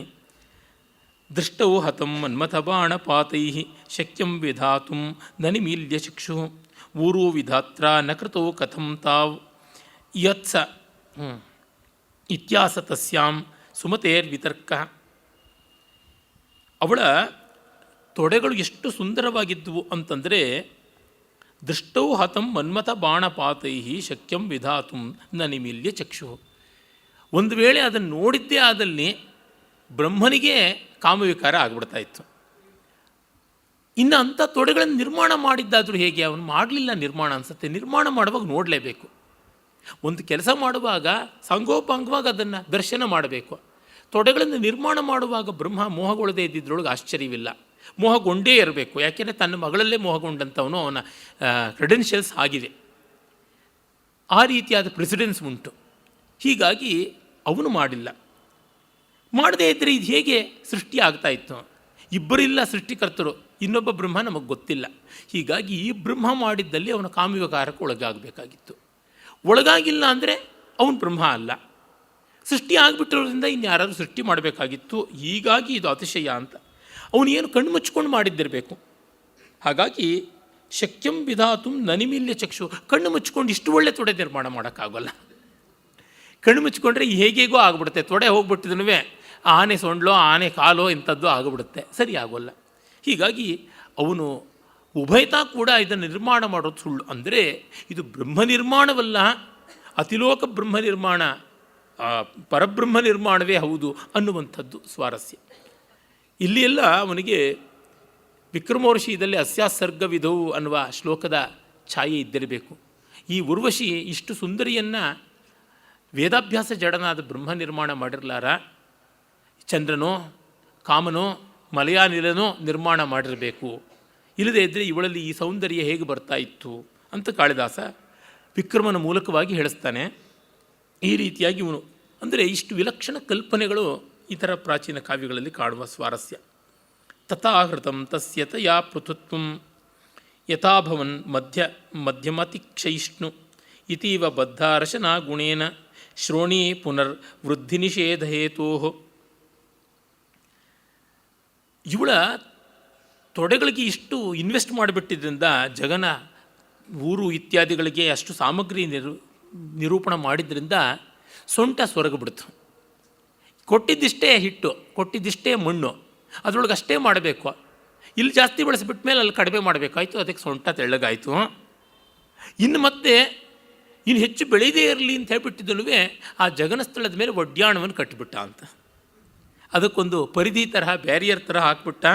ಶ್ರೋಣಿ ಪುನರ್ವೃದ್ಧಿ ನಿಷೇಧ ಹೇತೋ ಇತೀವ ಬದ್ಧ ರಶನಾ ಗುಣೇನ ಅಂತಂತಾನೆ. ಈ ಚಮತ್ಕಾರಗಳಿಂದ ಕೌಸಲ್ಯ ಸುಂದರಿಯಾಗಿದ್ಲು ಅನ್ನೋದಕ್ಕಿಂತ ಕುಮಾರದಾಸ ಬುದ್ಧಿವಂತನಾಗಿದ್ದ ಅಂತ ಗೊತ್ತಾಗುತ್ತೆ ಅನ್ಬಹುದು, ಅಡ್ಡಿ ಇಲ್ಲ. ಕೆಲವು ಪಂಡಿತರಿದ್ದರು, ಬುದ್ಧಿವಂತನಾದ ಕವಿ ತುಂಬ ಚೆನ್ನಾಗಿರುವ ತರ್ಕ ಮಾಡ್ತಾನೆ ಅಂತ ಅಂದುಕೋತಾರೆ. ಅಸ್ಯೋದರಸ್ಯ ಪ್ರತಿತುಲ್ಯ ಶೋಭಂ ನಾಸ್ತೀತಿ ಧಾತ್ರ ಭುವನತ್ರಯೇಪಿ ಸಂಖ್ಯಾನ ರೇಖಾ ಇವ ಸಂಪ್ರಯುಕ್ತಾ ತಿಸ್ರೋ ವಿರೇಜುರ್ವಲಯಸ್ತು ದತ್ಯಾಹ. ಇವಳ ನಡುವಿಗೆ ಸಮಾನವಾದದ್ದು ಯಾವುದೂ ಇಲ್ಲ, ಮೂರು ಲೋಕದಲ್ಲೂ ಇಲ್ಲ. ದೇವಲೋಕದಲ್ಲಿದೆಯಾ? No, tick mark. ಮಧ್ಯಮ ಲೋಕ ಮನುಷ್ಯ ಲೋಕದಲ್ಲಿದೆಯಾ? ಇಲ್ಲ, ಟಿಕ್ ಮಾರ್ಕ್.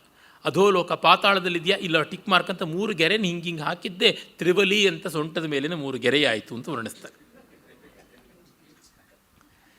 ಗಾಥಾ ಸಪ್ತಶತಿಯಲ್ಲಿ ಬಲಾಹಕ ಪಕ್ಷಿಗಳು ಹಾರ್ತಾ ಇದ್ದಿದ್ದು ನೋಡ್ತಾ ಇದ್ದರೆ ಯಾವ ಥರ ಇತ್ತು ಅಂತಂದರೆ, ತುಂಬ ಪ್ರಕೃತಿ ಸುಂದರವಾಗಿದೆ, ಎಲ್ಲ ಚೆನ್ನಾಗಿದೆ, ಎವ್ರಿಥಿಂಗ್ ಈಸ್ ವೆಲ್ ಅಂತ ಟಿಕ್ ಮಾರ್ಕ್ ಹಾಕಿಬಿಟ್ಟಂತೆ ಕಾಣಿಸ್ತಾ ಇತ್ತು ಅಂತ ಬಹಳ ರಮಣೀಯವಾಗಿ ವರ್ಣಿಸಿದ್ದಾನೆ.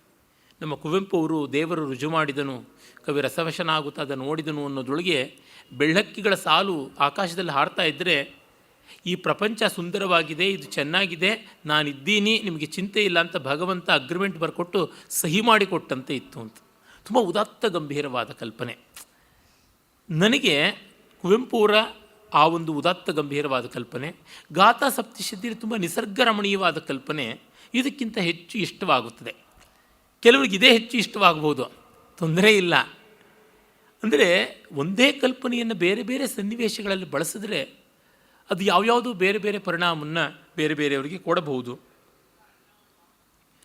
ವಯಃಪ್ರಕರ್ಷಾದುಪಚೀಯಮಾನ ಸ್ತನದ್ವಯಸ್ಯೋದ್ವಹನ ಶ್ರಮೇಣ ಅತ್ಯಂತ ಕಾರ್ಶ್ಯಂ ವನಜಾಯತಾಕ್ಷ ಮಧ್ಯಂ ಜಗಾಮೇತಿ ಮಮೈಷ ತರ್ಕ. ಇವನು ತರ್ಕವನ್ನು ಹೇಳ್ತಾನೆ. ಅದು ಅನುಮಾನ ಅಲಂಕಾರ ಮಾಡ್ಬೋದು. ಇವಳು ವಯಸ್ಸು ಹೆಚ್ಚಾಗ್ತಾ ಇದ್ದಂತೆ ಸ್ತನಗಳ ಬೆಳವಣಿಗೆ ಆಗಿದ್ದರಿಂದ ನಡುವು ಅದನ್ನು ಹೊತ್ತು ಬಡವಾಗ್ಬಿಡ್ತು ಅಂತ. ಈ ಸಂಸ್ಕೃತ ಕವಿಗಳಿಗೆ ಈ ಏರಿಯಾಗೆ ಬಂದುಬಿಟ್ರೆ ನಾಲಿಗೆ, ಕೈ, ಕಾಲು ಯಾವುದಕ್ಕೂ ಬಿಡುವೇ ಇಲ್ಲ. ತಲೆ ಮಾತ್ರ ಫ್ರೆಂಚ್ ಲೀವ್ ತೊಗೊಂಡು ಬಿಡುತ್ತೆ, ಅದು ಡಿಸ್ಮಿಸ್ ಆಗಿಬಿಡುತ್ತೆ ಅನಿಸುತ್ತೆ, ಗೊತ್ತಾಗೋದಿಲ್ಲ. ಅದರ ಒಂದು ಸ್ಯಾಂಪಲ್ ಯಾವ ಥರ ಬರ್ತದೆ ಅಂತ ಮುಂದೆ ಶ್ರೀಹರ್ಷಾದಿಗಳೆಲ್ಲ ಇದನ್ನು ಪರಾಕಾಷ್ಠೆಗೆ ಕೊಂಡೊಯ್ದದ್ದಕ್ಕೆ ಇಲ್ಲಿ ಉಗಮವನ್ನು ನೋಡ್ಬೋದು. ಕಾಳಿದಾಸನು ತೋರಿಸ್ತಾನೆ ಇದನ್ನೆಲ್ಲ ಸ್ವಲ್ಪ, ಆದರೆ ಅವನು ಸೂಚಿಸಿ ಬಿಡ್ತಕ್ಕಂಥದ್ದು ಮಿಕ್ಕವರು ತೀಡಿ ತಿಂದು ನೆಕ್ಕಿ ತೇಗಿ ಬರ್ತಾರೆ. ಅರ ಅಲಕೇಶ್ಯ ಅಲಕೆ ವಿಧಾತ್ರ ವಿಧೀಯ ಮಾನೆ ಚಲತೂಲಿಕಾಗ್ರಾತ್ ಚ್ಯುತಸ್ಯ ಬಿಂದೋರ್ ಅಸಿತಸ್ಯ ಮಾರ್ಗರೇಖೇವ ರೇಜೆ ನವರೋ ಮರಾಜಿ. ಮನುಷ್ಯರಿಗೆ ಯಾರಿಗೂ ಕೂಡ ಹೊಕ್ಕಳಿಂದ ಕೆಳಕ್ಕೆ ಒಂದು ರೇಖೆಯಂತೆ ಕೂದಲು ಬೆಳೆದಿರುತ್ತದೆ. ಅದನ್ನು ರೋಮಾವಲಿ, ಬಾಸೆ ಅಂತೆಲ್ಲ ಕನ್ನಡದಲ್ಲಿ ಹೇಳ್ತಾರೆ. ಅದು ಹೇಗೆ ಅಂದರೆ ಇವನು ಆ ಬ್ರಹ್ಮ ಸೃಷ್ಟಿಕರ್ತ ಇವಳನ್ನು ನಿರ್ಮಾಣ ಮಾಡುವಾಗ ಮುಂಗುರುಳನ್ನೆಲ್ಲ ಚಿತ್ರಣ ಮಾಡುವಾಗ ಆ ಮುಂಗುರುಳಿಗೆ ಬಳಸ್ತಾ ಇದ್ದಂಥ ಜೆಟ್ ಬ್ಲ್ಯಾಕ್ ಕಲರ್ ಅಚ್ಚಗಪ್ಪು ಬಣ್ಣ ತೂಲಿಕೆಯಿಂದ ಬ್ರಷಿಂದ ತೊಟ್ಟಂತ ಹಿಂಗೆ ಕೆಳಕ್ಕೆ ಬಿದ್ದುಬಿಡ್ತು. ಆ ತೊಟ್ಟು ಬಿದ್ದದ್ದು ಚಿತ್ರ ಬರೆಯುವಾಗ ಬಿದ್ದದ್ದು ಉದ್ದಿ ಕೆಳ್ಕೊಂಡು ಬರುತ್ತಲ್ಲ, ಅದು ಹೀಗೆ ಅವಳ ನಾಭಿಮೂಲದ ರೋಮರಾಜಿ ಆಯಿತು ಅಂತ ಹೇಳ್ಬಿಟ್ಟು ವರ್ಣಿಸ್ತಾನೆ. ಹೊಕ್ಕಳಿಂದ ಮೇಲಕ್ಕೆ ಎದ್ದಂಥ ಗೆರೆ, ಕಪ್ಪಗಿನ ಗೆರೆ ಹಾಗೆ ಕಾಣಿಸ್ತು ಅಂತ. ಕಲ್ಪನೆಯ ಅತಿಶಯವಾದದ್ದು. ಅದು ನಮಗೆ ಶಿಲ್ಪನ ಮಾಡಿಕೊಳ್ಳೋಕೆ ಮಾತ್ರ ಮುಜುಗರವಾಗುತ್ತೆ. ಈ ಕವಿ ಈ ಥರದ್ದು ಕೆಲವನ್ನ ವಿಶೇಷವಾಗಿ ತೋರಿಸಿದ್ದಾನೆ. ಪುಣ್ಯವಶಾತ್ ಇದಾದ ಮೇಲೆ ಹೆಚ್ಚು ಬರೆಯೋದಿಲ್ಲ ಇಂಥದ್ದು ಯಾವುದು. ಇನ್ನೊಂದು ಸರ್ಗ ಉಂಟು ಸೀತಾರಾಮರ ಹನಿಮೂನಿಂದು ಅಲ್ಲಿ. ಹೀಗಾಗಿ ಇವನ ಅಂಗಡಿನಲ್ಲಿ ಎಂಥ ಸಾಮಗ್ರಿ ಇದೆ ಅಂತ ತೋರಿಸೋದಕ್ಕೆ ಕೆಲವು ಸ್ಯಾಂಪಲ್ಗಳನ್ನು ಎಡಿಟ್ ಮಾಡಿ ಹೇಳ್ತಾ ಇದ್ದೀನಿ ನಿಮಗೆ. ಆಸೀದಯಂ ಚಂದ್ರಮಸೋ ವಿಶೇಷ ತದ್ವಕ್ತ್ರ ಚಂದ್ರಸ್ಯ ಚ ಭಾಸುರಸ್ಯ ಬಿಭರ್ತಿ ಪೂರ್ವಂ ಸಕಲಂ ಬಿಭರ್ತಿ ಪೂರ್ವ ಸಕಲಂ ಕುರಂಗಂ ತಸ್ಯೇವ ನೇತ್ರದ್ವಿತಯಂ ದ್ವಿತೀಯ. ಇವಳ ಮುಖ ಚಂದ್ರನ ಬಿಂಬವನ್ನೇ ಹೋಲ್ತಾ ಇತ್ತು. ಇನ್ನು ಇವಳ ಕಣ್ಣುಗಳು ಚಂದ್ರನ ಕಳಂಕವನ್ನು ಮೀರಿಸ್ತಾ ಇದ್ವು. ಒಳ್ಳೆ ಪ್ರಕಾಶಮಾನವಾದ ಮುಖದಲ್ಲಿ ಅಚ್ಚಗಪ್ಪು ಸೋಗಿ ಗಣ್ಣುಗಳು ಆ ಚಂದ್ರ ಕಲಂಕದಂತೆ ತೋರ್ತಾ ಇದ್ದುವು ಅಂತ ವರ್ಣನೆ ಮಾಡಿದ್ದಾನೆ. ಪ್ರಾಯಶಃ ಚಂದ್ರನಿಗೆ ಒಂದು ಕಲಂಕ, ಇವಳಿಗೆ 2 ಕಲಂಕ, ಹಾಗಾಗಿ ಅದರಿಂದಲೂ ಅತಿಶಯವಾಯಿತು ಅಂತಲೂ ಕವಿಯ ಅಭಿಪ್ರಾಯ ಇದ್ದಿರಬೇಕು. ಈ ಕೌಸಲ್ಯನ್ನು ವರ್ಣಿಸಿ ಪುಣ್ಯವಶಾತ್ ಸುಮಿತ್ರೆ ಕೈಕೇಯರ ವರ್ಣನೆ ಮಾಡೋಲ್ಲ. ಆದರೆ ಕೈಕೇಯಿಯನ್ನು ವರ್ಣಿಸುವಾಗ ಒಂದು ಅಮೋಘ ಪದ್ಯವನ್ನು ಬರೀತಾನೆ. ಅದು ಕವಿಯ ಶಕ್ತಿ ನೋಡಿ. ಅನ್ಯಾಪಿ ಕನ್ಯಾ ಜಿತಸಿದ್ಧ ಕನ್ಯಾ ತಾದೃಗ್ಗುಣ ತಸ್ಯ ಬಭೂವ ದೇವಿ ದೋಷೋಪಿ ಯಸ್ಯ ಭುವನತ್ರಯಸ್ಯ ಬಭೂವ ರಕ್ಷೋ ಭಯನಾಶಯೇತು. ಇನ್ನೊಬ್ಬ ಕನ್ಯೆ, ಕೇಕೈ ಮಹಾರಾಜನ ಕನ್ಯೆ, ಯುಧಾಜಿತ್ತನ ತಂಗಿ ಇದ್ದಳು. ಅವಳು ಜಿತಸಿದ್ಧ ಕನ್ಯಾ, ಸಿದ್ಧಕನ್ಯರಿಗಿಂತ ತುಂಬ ಸುಂದರಿಯಾಗಿದ್ದಳು. ಅವಳ ದೋಷವೂ ಕೂಡ 3 ಲೋಕಕ್ಕೆ ಉಪಕಾರವಾಯಿತು. ಯಾಕೆಂದರೆ ರಕ್ಷೋನಾಶಕಾರಕವಾಯಿತು. ರಾವಣಾದಿಗಳು ಸಾಯುವುದಕ್ಕೆ ಕಾರಣವಾಗಿ ಇವಳ ದೋಷವಾದ ರಾವಣನನ್ನು ಕಾಡಿಗಟ್ಟುವ ತಂತ್ರ ಅದು ಲೋಕಭೂಷಣವಾಯಿತು, ಲೋಕಕ್ಕೆ ಉಪಕಾರಕವಾಯಿತು ಅಂತ ಕವಿ ಹೇಳ್ತಾನೆ. ಒಂದು ಕಡೆ ಕೌಸಲ್ಯ ತಲೆ ಕೂದಲನ್ನು ವರ್ಣಿಸ್ತಾ ನವಿಲಿಗೆ ತನ್ನ ಬಾಲದ ಬೆರಗು ಭಿನ್ನಾಣ ಎಲ್ಲವೂ ಬೆಡಗು ಭಿನ್ನಾಣ ಬೆರಗು ಎಲ್ಲವೂ ಅಲ್ಪ ಅಂತನಿಸಿ ಇವಳ ಸೋರ್ಮುಡಿಯನ್ನು ಕಂಡು ಬಾಲವನ್ನು ಪುರಸ್ಕಾರ ಮಾಡಿಕೊಳ್ಳದೆ ತಿರಸ್ಕರಿಸಿಕೊಳ್ತು ಅಂತ ಹೇಳ್ತಾನೆ. ಇದನ್ನು ಕಾಳಿದಾಸ ಕುಮಾರ ಸಂಭವದಲ್ಲಿ ಪಾರ್ವತಿ ಸೌಂದರ್ಯ ವರ್ಣನೆಯಲ್ಲಿ ಮಾಡ್ತಾನೆ. ಅದನ್ನೇ 2ನೇ ಸರ್ಗದಲ್ಲಿ ನೈಷಧೀಯ ಚರಿತದಲ್ಲಿ ದಮಯಂತಿ ವರ್ಣನೆಯಲ್ಲಿ ನೈಷಧಕಾರ ಶ್ರೀಹರ್ಷ ಕೂಡ ಮಾಡ್ತಾನೆ. ಒಂದೇ ಕಲ್ಪನೆಯನ್ನು ಸ್ವಲ್ಪ ಬೇರೆ ಬೇರೆ ರೀತಿ ಮಾಡ್ತಾರೆ. ಎಲ್ಲರಿಗೂ ಕಾಳಿದಾಸನೇ ಫೌಂಟೇನ್ ಹೆಡ್. ಆಮೇಲೆ ಸುಮಂತ್ರಸೂತಸ್ಯ ಸುಮಿತ್ರಯಾಜ್ಞೌ ಪಾಣಿಗ್ರಹಣಂ ಲಂಭಿತಯಾದ್ವಿಜೇನ ಪುಣ್ಯಂ ಭವಾನ್ಯ ಭವಹಸ್ತಸಕ್ತ ಹಸ್ತಾಂಬುಜಾಯ ವಪುರಾಲಲಂಬೆ. ಶಿವನಿಗೆ ಪಾರ್ವತಿ ದಕ್ಕಿದಂತೆ ಇವನಿಗೆ ಸುಮಿತ್ರೆ ದಕ್ಕಿದಳು ಅಂತ ಒಳ್ಳೆಯ ಕಲ್ಪನೆಗಳನ್ನು ಕೊಟ್ಟಿದ್ದಾನೆ. ಸುಮಿತ್ರೆ ಪಾರ್ವತಿಯಂತೆ ಸುಶೀಲೆಯಾದವಳು, ಪತಿಹಿತ ಕಾರಣಿಯಾದವಳು. ಕೌಸಲ್ಯಂತೆ ಸ್ವಲ್ಪ ಆಗ್ರಹದವಳು ಅಲ್ಲ, ಕೈಕೇಯಿಯಂತೆ ತಂತ್ರಗಾರ್ತಿಯೂ ಅಲ್ಲ, ಸುಮಿತ್ರೆ ಹದದವಳು ಅಂತ ನಮಗೆ ವಾಲ್ಮೀಕಿ ರಾಮಾಯಣದಿಂದಲೂ ಗೊತ್ತಾಗುತ್ತದೆ. ಕೌಸಲ್ಯಗೆ ಸ್ವಲ್ಪ ಮುಂಗೋಪ ಅಂತ ಅನಿಸುತ್ತದೆ ನೋಡಿದರೆ. ಕೆಟ್ಟ ಬುದ್ಧಿ ಇಲ್ಲ, ಸ್ವಲ್ಪ ಮುಂಗೋಪ, ಸ್ವಲ್ಪ ದುಡುಕು ಅನ್ನುವಂಥದ್ದು. ಅಂದರೆ ಸಹನಶಕ್ತಿ ಕಡಿಮೆ. ಕೈಕೇಯಿಗೆ ಅಸೂಯೆ ಶಕ್ತಿ ಹೆಚ್ಚು. ಸುಮಿತ್ರೆಗೆ ಆ ಥರದ್ದು ಯಾವುದೂ ಇಲ್ಲ ಅಂತ ಗೊತ್ತಾಗುತ್ತದೆ. ಹೀಗೆ ರಾಣಿಯರ ವರ್ಣನೆ ಮಾಡಿ ದಶರಥನ ಬಳಿಗೆ ಒಬ್ಬ ವನೇಚರ ಬರ್ತಾನೆ. ಅವನು ಬೇಟೆಗೆ ಆಹ್ವಾನವನ್ನು ಕೊಡ್ತಾನೆ. ಸುರಕ್ಷಿತವ್ಯಂ ಗಹನಂ ಹಿಮಸ್ಯ ನಗಸ್ಯ ಗೋಪ್ತ ಶ್ವಗಣಿ ಪ್ರಚಾರೈ ವಿಶೋಧಿತಂ ಕುಂಜಭುವ ಕದಾಚಿತ್ ತಸ್ಮೈ ಜಗತ್ಯ ಪ್ರಭವೇ ಜಗಾದ. ಇದು ಒಳ್ಳೆ ಭಾರವಿಯ ಶ್ರೇಯಃಕುರುಣಾಮಧಿಪಸ್ಯ ಶಾಲಿನೀಂ ಪ್ರಜಾಸು ಯುಕ್ತಿಂ ಯಮಯುಕ್ತ ವೇದಿತುಂ ಸವರ್ಣಿಲಿಂಗಿ ವಿದಿತ ಸಮಾಯಯೋ ಯುಧಿಷ್ಠಿರಂ ದ್ವೈತ ವನೇಚರ. ಆ ರೀತಿಯಾಗಿ ಇಲ್ಲಿ ವನೇಚರ ಬರ್ತಾನೆ. ಅವನು ಬಂದು ಕಾಡಿನಲ್ಲಿ ನಿನ್ನ ಅಧೀನದಲ್ಲಿರ್ತಕ್ಕಂಥ ಹಿಮವತ್ ಪರ್ವತ ಪ್ರಾಂತದ ತಪ್ಪಲಿನ ಕಾಡುಗಳಲ್ಲಿ ಶ್ವಗಣಿ ಪ್ರಚಾರೈ, ಅಂದರೆ ಹಿಂಸನ್ ಮೃಗಗಳ ಕೋಲಾಹಲ ಹೆಚ್ಚಾಗಿರುವುದರಿಂದ ನೀನು ಅದನ್ನು ನಿಯಂತ್ರಣ ಮಾಡಬೇಕು ಅಂತ ಕರೀತಾನೆ ಅಂತ. ನಮ್ಮ ಪಂಪನ ವಿಕ್ರಮಾರ್ಜುನ ವಿಜಯದಲ್ಲಿ ಒಮ್ಮೆ ಅರ್ಜುನ ಕೃಷ್ಣಾದಿಗಳೆಲ್ಲ ಇಂದ್ರಪ್ರಸ್ಥದಲ್ಲಿದ್ದಾಗ ಬೇಟೆಗೆ ಬರಬೇಕು ಅಂತ ಒಬ್ಬ ವನೇಚರ ಬಂದು ನಿವೇದನೆ ಮಾಡಿಕೊಳ್ಳೋದನ್ನು ಪಂಪ ಹೇಳ್ತಾನೆ. ಈ ಥರ ಪ್ರಾಚೀನ ಕಾವ್ಯಗಳಲ್ಲಿ ಇದು ಕಾಣಿಸಿಕೊಳ್ಳುತ್ತದೆ. ಸಂಸ್ಕೃತ ಕವಿಗಳೇ ಇದಕ್ಕೆ ಮೂಲ. ಇಲ್ಲಿ ಒಂದು ಅನೌಚಿತ್ಯ ಮಾಡ್ತಾನೆ. ಆಗ ಇವನು ಹಲ ಆಯುಧ ಬಸ್ಸ ಕುತೂಹಲೇನ ಜಗಾಮ ಅಂತ, ಬಲರಾಮನಂತಿರುವ ದಶರಥ ಹೋದ ಅಂತ. ಬಲರಾಮ ಯಾವ ಕಾಲದವನು, ದಶರಥ ಯಾವ ಕಾಲದವನು? ನಡೆಯುತ್ತದೆ, ಏನು ಮಾಡೋದು? ಹೇಳಿದ್ದಿನೆಲ್ಲ ಹಿಂದೆಯೇ ಕುಮಾರವ್ಯಾಸನ ದ್ರೌಪದಿ ಸ್ವಯಂವರ ಮಂಟಪದಲ್ಲಿ ಬುದ್ಧಲಿಂಗಿಗಳು, ಲಿಂಗಾಯತರು, ಬೌದ್ಧರು ಎಲ್ಲ ಬಂದಿದ್ದರು ಅಂತ ವರ್ಣಿಸುವಾಗ ಬಲರಾಮನಂತೆ ಇದ್ದ ದಶರಥ ಅಂತ ವರ್ಣಿಸೋಕ್ಕೆ ಏನು ತಪ್ಪಾಗದು? ಕವಿ ಕಥನ ಮಾಡ್ತಾ ಇದ್ದಾನೆ, ಹಾಗಾಗಿ ಭವಿಷ್ಯತ್ ಕಾಲದ್ದು ಕೂಡ ಹೇಳಬಹುದು ಅಂತ ತೆಗೆದುಕೊಳ್ಳಬಹುದು. ಈ ಅನೌಚಿತ್ಯ ಆಗದ ರೀತಿಯಲ್ಲಿ ಕುವೆಂಪು ಅವರು ಕವಿ ಪ್ರೌಢೋಕ್ತಿ ರೂಪದಲ್ಲಿ ಬುದ್ಧ, ಜೀಸಸ್ ಮೊದಲಾದವರನ್ನ ಎಲ್ಲರನ್ನೂ ಕೂಡ ಅವರ ವ್ಯಕ್ತಿತ್ವದ ಮತ್ತೊಂದು ರೀತಿಯನ್ನೆಲ್ಲ ಹನುಮಂತನ ಸಮುದ್ರೋಲ್ಲಂಘನ ಕಾಲದಲ್ಲಿ ಅವರು ತಂದು ಬಿಡ್ತಾರೆ. ಸಾಧ್ಯ ಉಂಟು. ಹೊರಡ್ತಾನೆ ಬೇಟೆಗೆ. ವಾತೇನ ಕೃಷ್ಟೇ ಪಟಲೇ ಘನಾನಾಂ ಧಾತು ಪ್ರತಾನಃ ಪ್ರತರಂತಿ ದೃಷ್ಟಾ ಯಸ್ಯ ತ್ವಚಾಂ ಉದ್ಧರಣಾಭಿಶಂಕಾಂ ಮುಗ್ಧಾಯ ಗಂಧರ್ವ ವಧೂಜನಾಯ. ಆ ಒಂದು ಶಿಶಿರದ ಕೊನೆಯಲ್ಲಿ ಬೇಟೆಗೆ ಹೊರಟಾಗ ಆಗಷ್ಟೇ ಹಿಮ ಕರಗ್ತಾ ಇತ್ತು.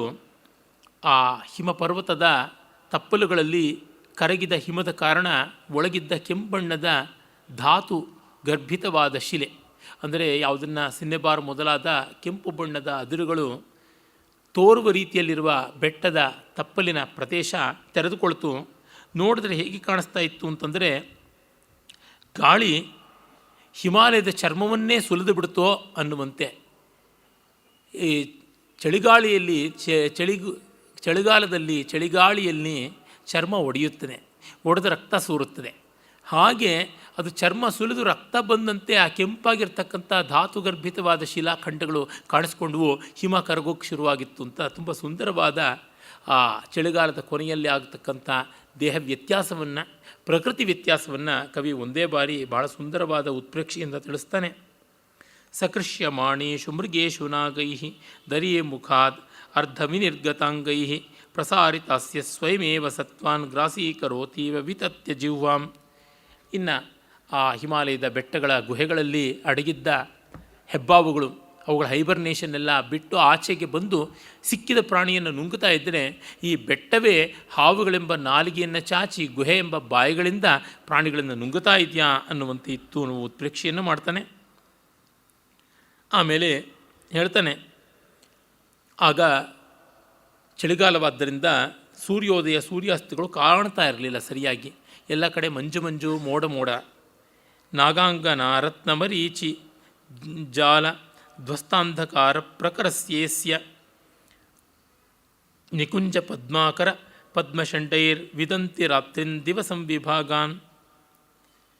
ಇನ್ನು ಅಲ್ಲಿ ಬೆಳಕು ಬೇರೆ ಬೇರೆ ವಿಧವಾದಂತಹ ಜ್ಯೋತಿರ್ಲತೆಗಳ ಮೊದಲಾದವುಗಳ ರತ್ನಗಳ ಬೆಳಕಿದ್ದರಿಂದ ರಾತ್ರಿ ಗೊತ್ತಾಗ್ತಿರಲಿಲ್ಲ.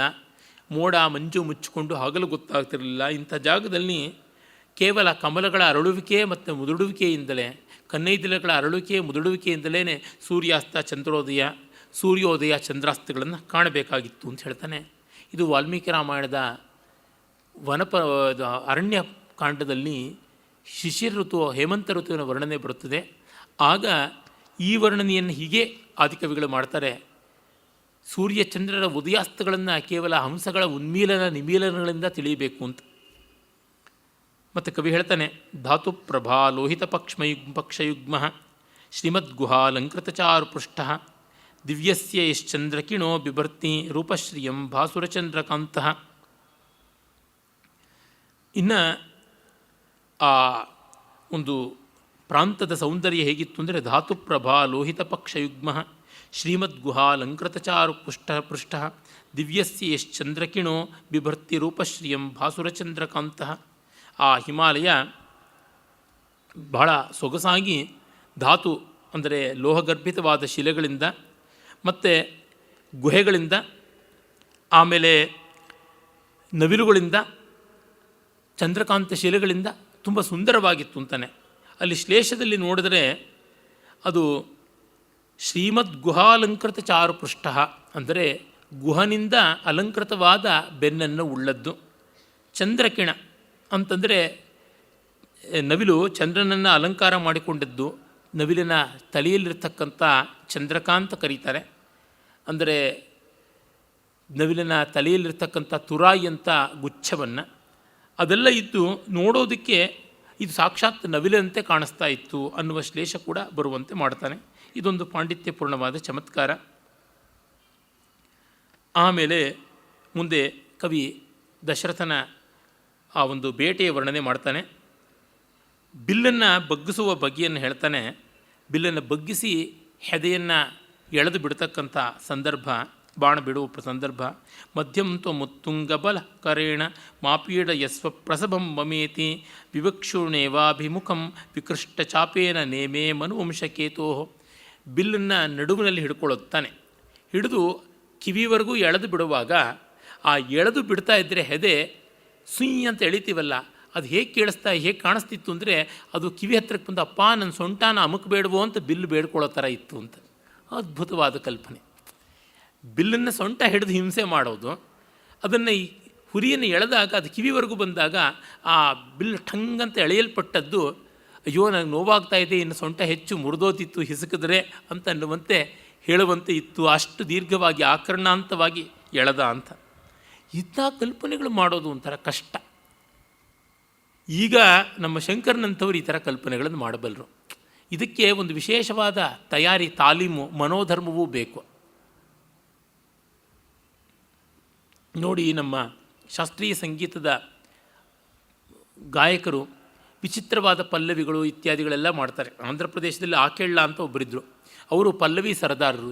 ವಿಚಿತ್ರವಾದ ಪಲ್ಲವಿಗಳನ್ನು, ಜಟಿಲವಾದಂಥ ಅಷ್ಟೋತ್ತರ ಶತತಾಳಗಳಲ್ಲಿ, ಸೂಡಾದಿ ತಾಳಗಳ ಎಲ್ಲ ಗತಿಗಳಲ್ಲಿ ಮಾಡೋದ್ರೊಳಗೆ ಕೋವಿದರಾಗಿದ್ದವರು. ಟಿ ಆರ್ ಸುಬ್ರಹ್ಮಣ್ಯಂ ಅಂತ ದೆಹಲಿಯಲ್ಲಿದ್ದಂಥ ಸಂಗೀತ ವಿದ್ವಾಂಸರು. ಅವರು ಅಷ್ಟೇ ಭಾಳ ವಿಚಿತ್ರವಾದ ದುಷ್ಕರವಾದ ಎಡಪುಗಳು, ಬೇರೆ ಬೇರೆ ವಿಧವಾದ ಪದಗರ್ಭಗಳು ಇರುವಂಥ ಪಲ್ಲವಿಗಳು ಮಾಡುವುದು. ಅದು ಒಂದು ವಿದ್ವಜ್ಜನ ರಂಜನೆ. ಅದಕ್ಕೆ ಒಂದು ಮನೋಧರ್ಮ ಬೇಕು. ಹಾಗೆ ಕಮುತ್ಪ ಪಾತೈಣವರೋ ನೃಪೇಣ ವಿದ್ಧೋಪಿ ಪೂರ್ವಾಹಿತ ವೇಗವೃತ್ಯ ಕರ್ಣಸ್ಯ ಯಾತು ಪ್ರೀತ್ಯಾನು ಯಾತ್ರಾಮಿವ ಕರ್ತು ಕಾಮಃ. ತುಂಬ ಚೆನ್ನಾಗಿರ್ತಕ್ಕಂಥ ಉತ್ಪ್ರೇಕ್ಷೆ. ಅವನು ಒಂದು ಜಿಂಕೆಯ ಮೇಲೆ ಬಾಣ ಪ್ರಯೋಗ ಮಾಡ್ದ. ಅದು ನೆಗೆದು ಬಿತ್ತು. ಆ ಬಾಣದ ಏಟಿಗೆ ನೆಗೆದು ಭೂಮಿಗೆ ಬಿತ್ತು.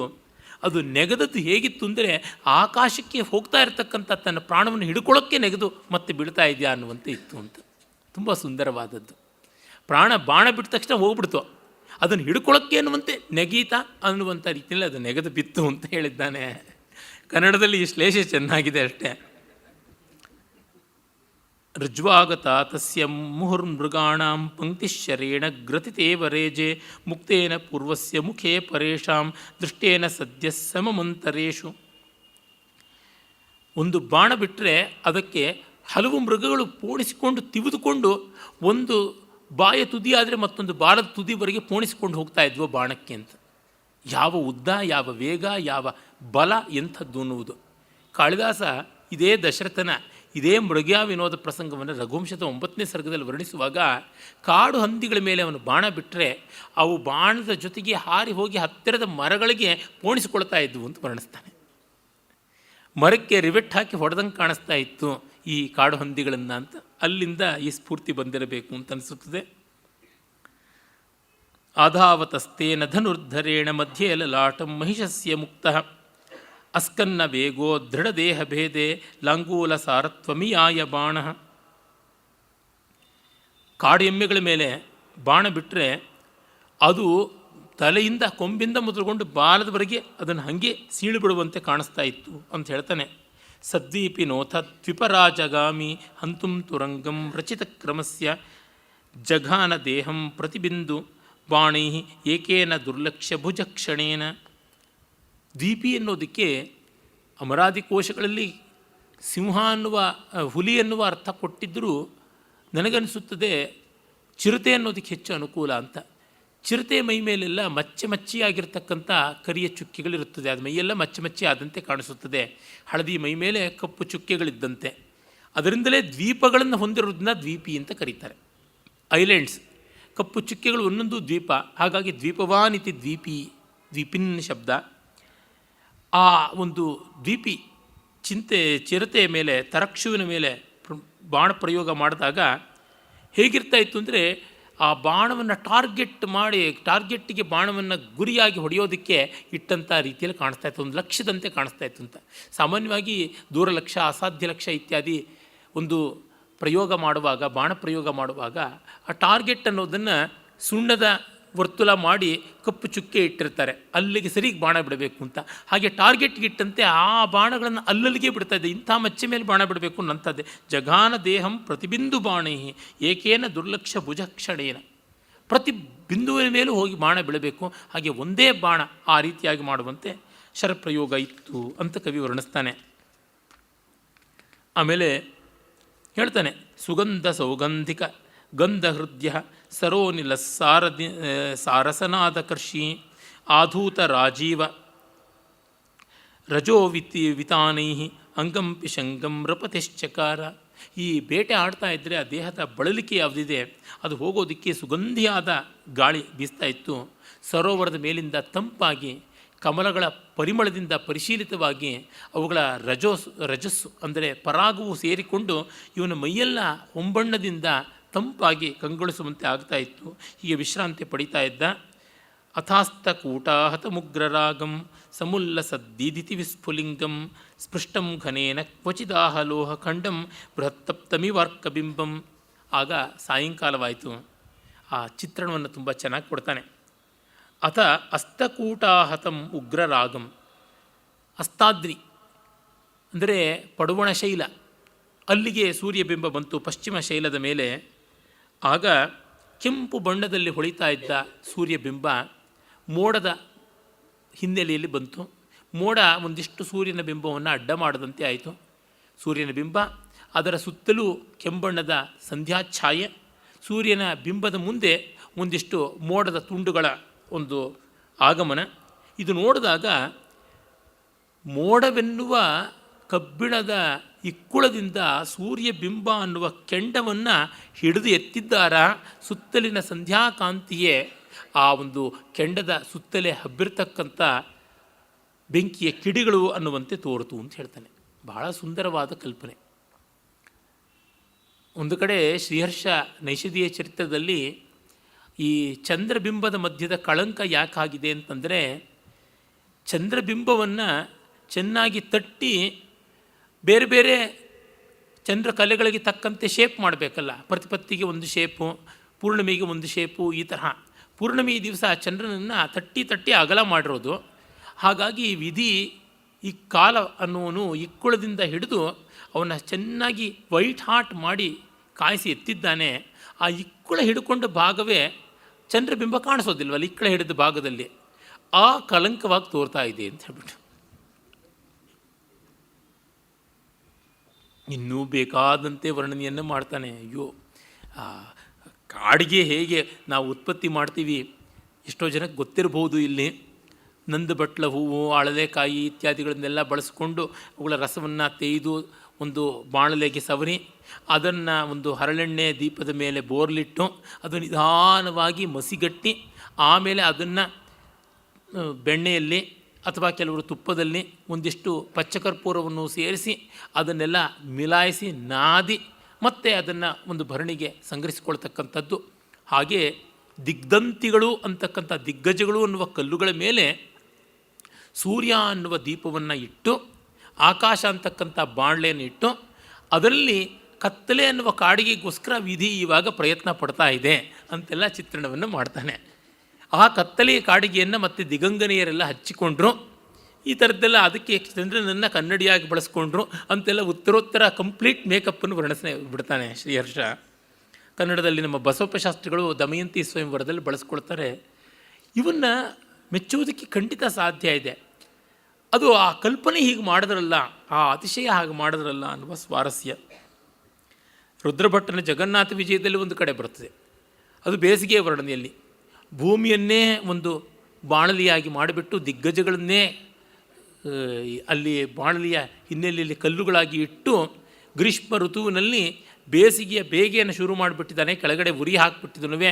ಹಾಗಾಗಿ ನೀರು ಕುತ ಕುದ್ದೋಗ್ಬಿಡ್ತಾ ಇದೆ, ಮೀನುಗಳು ಎಗರ್ತಾ ಇರ್ತಕ್ಕಂಥದ್ದು ನೀರು ಕುದಿ ಬರುವಂಥ ರೀತಿ ಇದು ಅಂತ ಹೀಗೆಲ್ಲ ವರ್ಣನೆ ಮಾಡ್ಕೊಂಡು ಹೋಗ್ತಾರೆ. ಕಲ್ಪನೆಗೆ ಕೊನೆ ಮೊದಲಿಲ್ಲ ಆ ರೀತಿಯಾಗಿ. ಆಮೇಲೆ ಅವನು ವಿಶ್ರಾಂತಿಯನ್ನು ತೆಗೆದುಕೊಳ್ತಾನೆ ರಾಜ. ಪತ್ಯೌ ಪೃಥಿವ್ಯಾ ಮೃಗಯಾಭಿಲಾಷಾತ್ ಜಾಗರ್ಯಯ ನೀತವತಿ ತ್ರಿಯಾಮಂ ಕ್ವಾಪಿ ಪ್ರಪೇದೆ ಮೃಗಲಾಂಛನೇನ ತ್ರಾಸಾದಿವಾದಾಯ ನಿಜಂ ಕುರಂಗಂ. ರಾತ್ರಿ ವಿಶ್ರಾಂತಿ ತಗೊಂಡಾಗ ಇವನಲ್ಲಿ ತನ್ನ ಅಂತರಂಗದಲ್ಲಿರ್ತಕ್ಕಂಥ ತನ್ನ ಬಿಂಬದಲ್ಲಿರುವ ಜಿಂಕೆಯನ್ನು ಬಾಣಪ್ರಯೋಗ ಮಾಡಿ ಕೊಂದುಬಿಟ್ಟಾನೋ ಅನ್ನೋ ಭಯದಿಂದ ಚಂದ್ರ ಇವನ ಕಣ್ಣಿಗೆ ಹೆಚ್ಚು ಕಾಣಿಸ್ಕೊಳ್ಬಾರ್ದು ಅಂತ ಮುಳುಗಿಬಿಟ್ಟ ಅಂತ ಕವಿ ವರ್ಣಿಸ್ತಾನೆ. ಚಂದ್ರಾಸ್ತ ಆಗಿದ್ದು ಹೇಗೆ ಅಂದರೆ ಚಂದ್ರನ ಮಧ್ಯದ ಲಾಂಛನ ಕಳಂಕವನ್ನು ಮೃಗಲಾಂಛನ ಶಶಲಾಂಛನ ಅಂತೆಲ್ಲ ಅಂತೀವಲ್ಲ, ಮೃಗಲಾಂಛನ ಮೃಗಾಂಕ ತನ್ನಲ್ಲಿರುವ ಜಿಂಕೆ ಇವನು ಬಾಣಕ್ಕೆ ತುತ್ತಾಗಿ ಎಲ್ಲಿ ಬೇಟೆ ಆಗಿಬಿಡುತ್ತೋ ಅನ್ನೋದಕ್ಕೋಸ್ಕರ ಭಯಪಟ್ಟು ತಾನೇ ಮರೆಯಾಗಿಬಿಟ್ಟ ಅನ್ನುವಂಥ ಬಹಳ ಸುಂದರವಾದ ಉತ್ಪ್ರೇಕ್ಷಾಲಂಕಾರವನ್ನು ಮಾಡ್ತಾನೆ. ಉತ್ಪ್ರೇಕ್ಷೆಗಳನ್ನು ತುಂಬ ಕಡೆ ಮಾಡ್ತಾನೆ ಈ ಕಾವ್ಯದಲ್ಲಿ ಕವಿ. ಆಮೇಲೆ ಆರುಹ್ಯ ಶೃಂಗಂ ಮೃಗಿಯ ವಿಹಾರೇ ರಾಗಿ ವಿವಸ್ವಾನ್ ಉದಯಾಚಲಸ್ಯ ಪತ್ಯೆ ಪೃಥಿವ್ಯಾ ರಚಯಾಂ ಬಭೂವ ಮೃಗಾನಿವ ಪ್ರಸ್ಫುರತಾಕರೇಣ. ಈಗ ಸೂರ್ಯ ಎದ್ದು ಬರ್ತಾನೆ.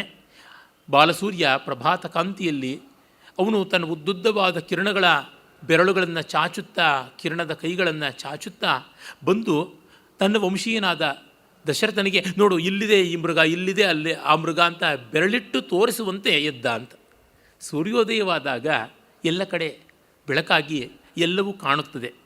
ಅದು ಒಂದು. ಮತ್ತು ಅವನ ಕಿರಣದ ಬೆರಳುಗಳಿಂದ ತೋರ್ಪಡಿಸ್ತಾ ಇದ್ದಾನೆ, ಆ ಪ್ರಾಣಿಗಳನ್ನು, ಬೇಟೆಯ ಪ್ರಾಣಿಗಳನ್ನು ನಿರ್ದೇಶನ ಮಾಡ್ತಾ ಇದ್ದಾನೆ ಅನ್ನುವಂತೆ ಕಾಣಿಸ್ತು ಅಂತ ತುಂಬ ಸುಂದರವಾದ ಹೋಲಿಕೆಯನ್ನು ಕೊಡ್ತಾನೆ. ಆಮೇಲೆ ಪ್ರಭು ಪ್ರಜಾನಾಂ ಅಥ ಸ ಪ್ರಭಾತೆ ಹರಿಪ್ರಭಾವೋ ಹರಿಮಾರುರೋಹ. ಅವನು ವಿಧಿ ಪ್ರಭಾವದಿಂದ, ವಿಷ್ಣು ಪ್ರಭಾವದಿಂದ ಹರಿ ಪ್ರಭಾವ ಅಂತ ಒಂದು. ಇನ್ನೊಂದು ಹರಿಪ್ರಭಾವ ಅಂದರೆ ಸಿಂಹಪ್ರಭಾವ, ಸಿಂಹದಂತೆ ಶಕ್ತಿ ಇರತಕ್ಕಂಥದ್ದು. ಅವನು ಹರಿಮಾರುರೋಹ, ಕುದುರೆಯನ್ನು ಏರಿ ಪ್ರಜಾನಾಂ ಅಧಿಪ ಪ್ರಭಾತೆ, ಬೆಳಗಿನ ಜಾವದಲ್ಲಿ ಬೇಟೆಗೆ ಹೊರಡ್ತಾನೆ. ಇದು ಕಾಳಿದಾಸ ಅಥ ಪ್ರಜಾನಾಂ ಅಧಿಪ ಪ್ರಭಾತೆ ಅಂತ ರಘುವಂಶದ 2ನೇ ಸರ್ಗದ ಆರಂಭವನ್ನೇ ಮಾಡ್ತಾನೆ. ದಿಲೀಪ ನಂದಿನಿ ಸೇವೆ ಮಾಡಿದ್ದು ಆ ಫ್ರೇಸಸ್ಸನ್ನು ಕಾಳಿದಾಸನ ಹಾಗೆ ತೆಗೆದುಕೊಳ್ತಾನೆ. ಪೂರ್ವಕವಿಗಳ ಪ್ರಭಾವ ಮರೆ ಮಾಡೋಕ್ಕಾಗೋದೇ ಇಲ್ಲ, ಬರ್ತಾನೆ ಇರುತ್ತೆ. ಹಾಗೆ ಅವನು ಹೊರಟು ಎಲ್ಲಿಯೋ ಕೇಳಿದ ಶಬ್ದವನ್ನು ನೋಡಿ ನದಿ ತೀರದಲ್ಲಿದ್ದು ಅದು ಆನೆ ಬೃಂಕಾರ ಪುರಸ್ಸರವಾಗಿ ಸೊಂಡಲಿಂದ ನೀರನ್ನು ಹೀರ್ತಾ ಇರೋದು ಅಂತ ಭಾವಿಸಿ ಬಾಣ ಬಿಡ್ತಾನೆ. ತಟೆ ಪಿತಸ್ಯ ಘಟಪೂರಣಸ್ಯ ಶ್ರುತ್ವಾರವಂ ಬೃಂಹಿತನಾದ ಶಂಕಿ ಶರಂ ಶರಣ್ಯೋಪಿ ಮುಮೋಚ ಬಾಲೆ ಮುನೆಸ್ತನೂಜಂ ಮನುವಂಶಕೇತು. ಇದು ಶ್ರವಣಕುಮಾರನ ಪ್ರಕರಣ. ಒಂದು 8-10 ಪದ್ಯಗಳು ತುಂಬ ಚೆನ್ನಾಗಿರ್ತಕ್ಕಂಥದ್ದು ಬರುತ್ತವೆ.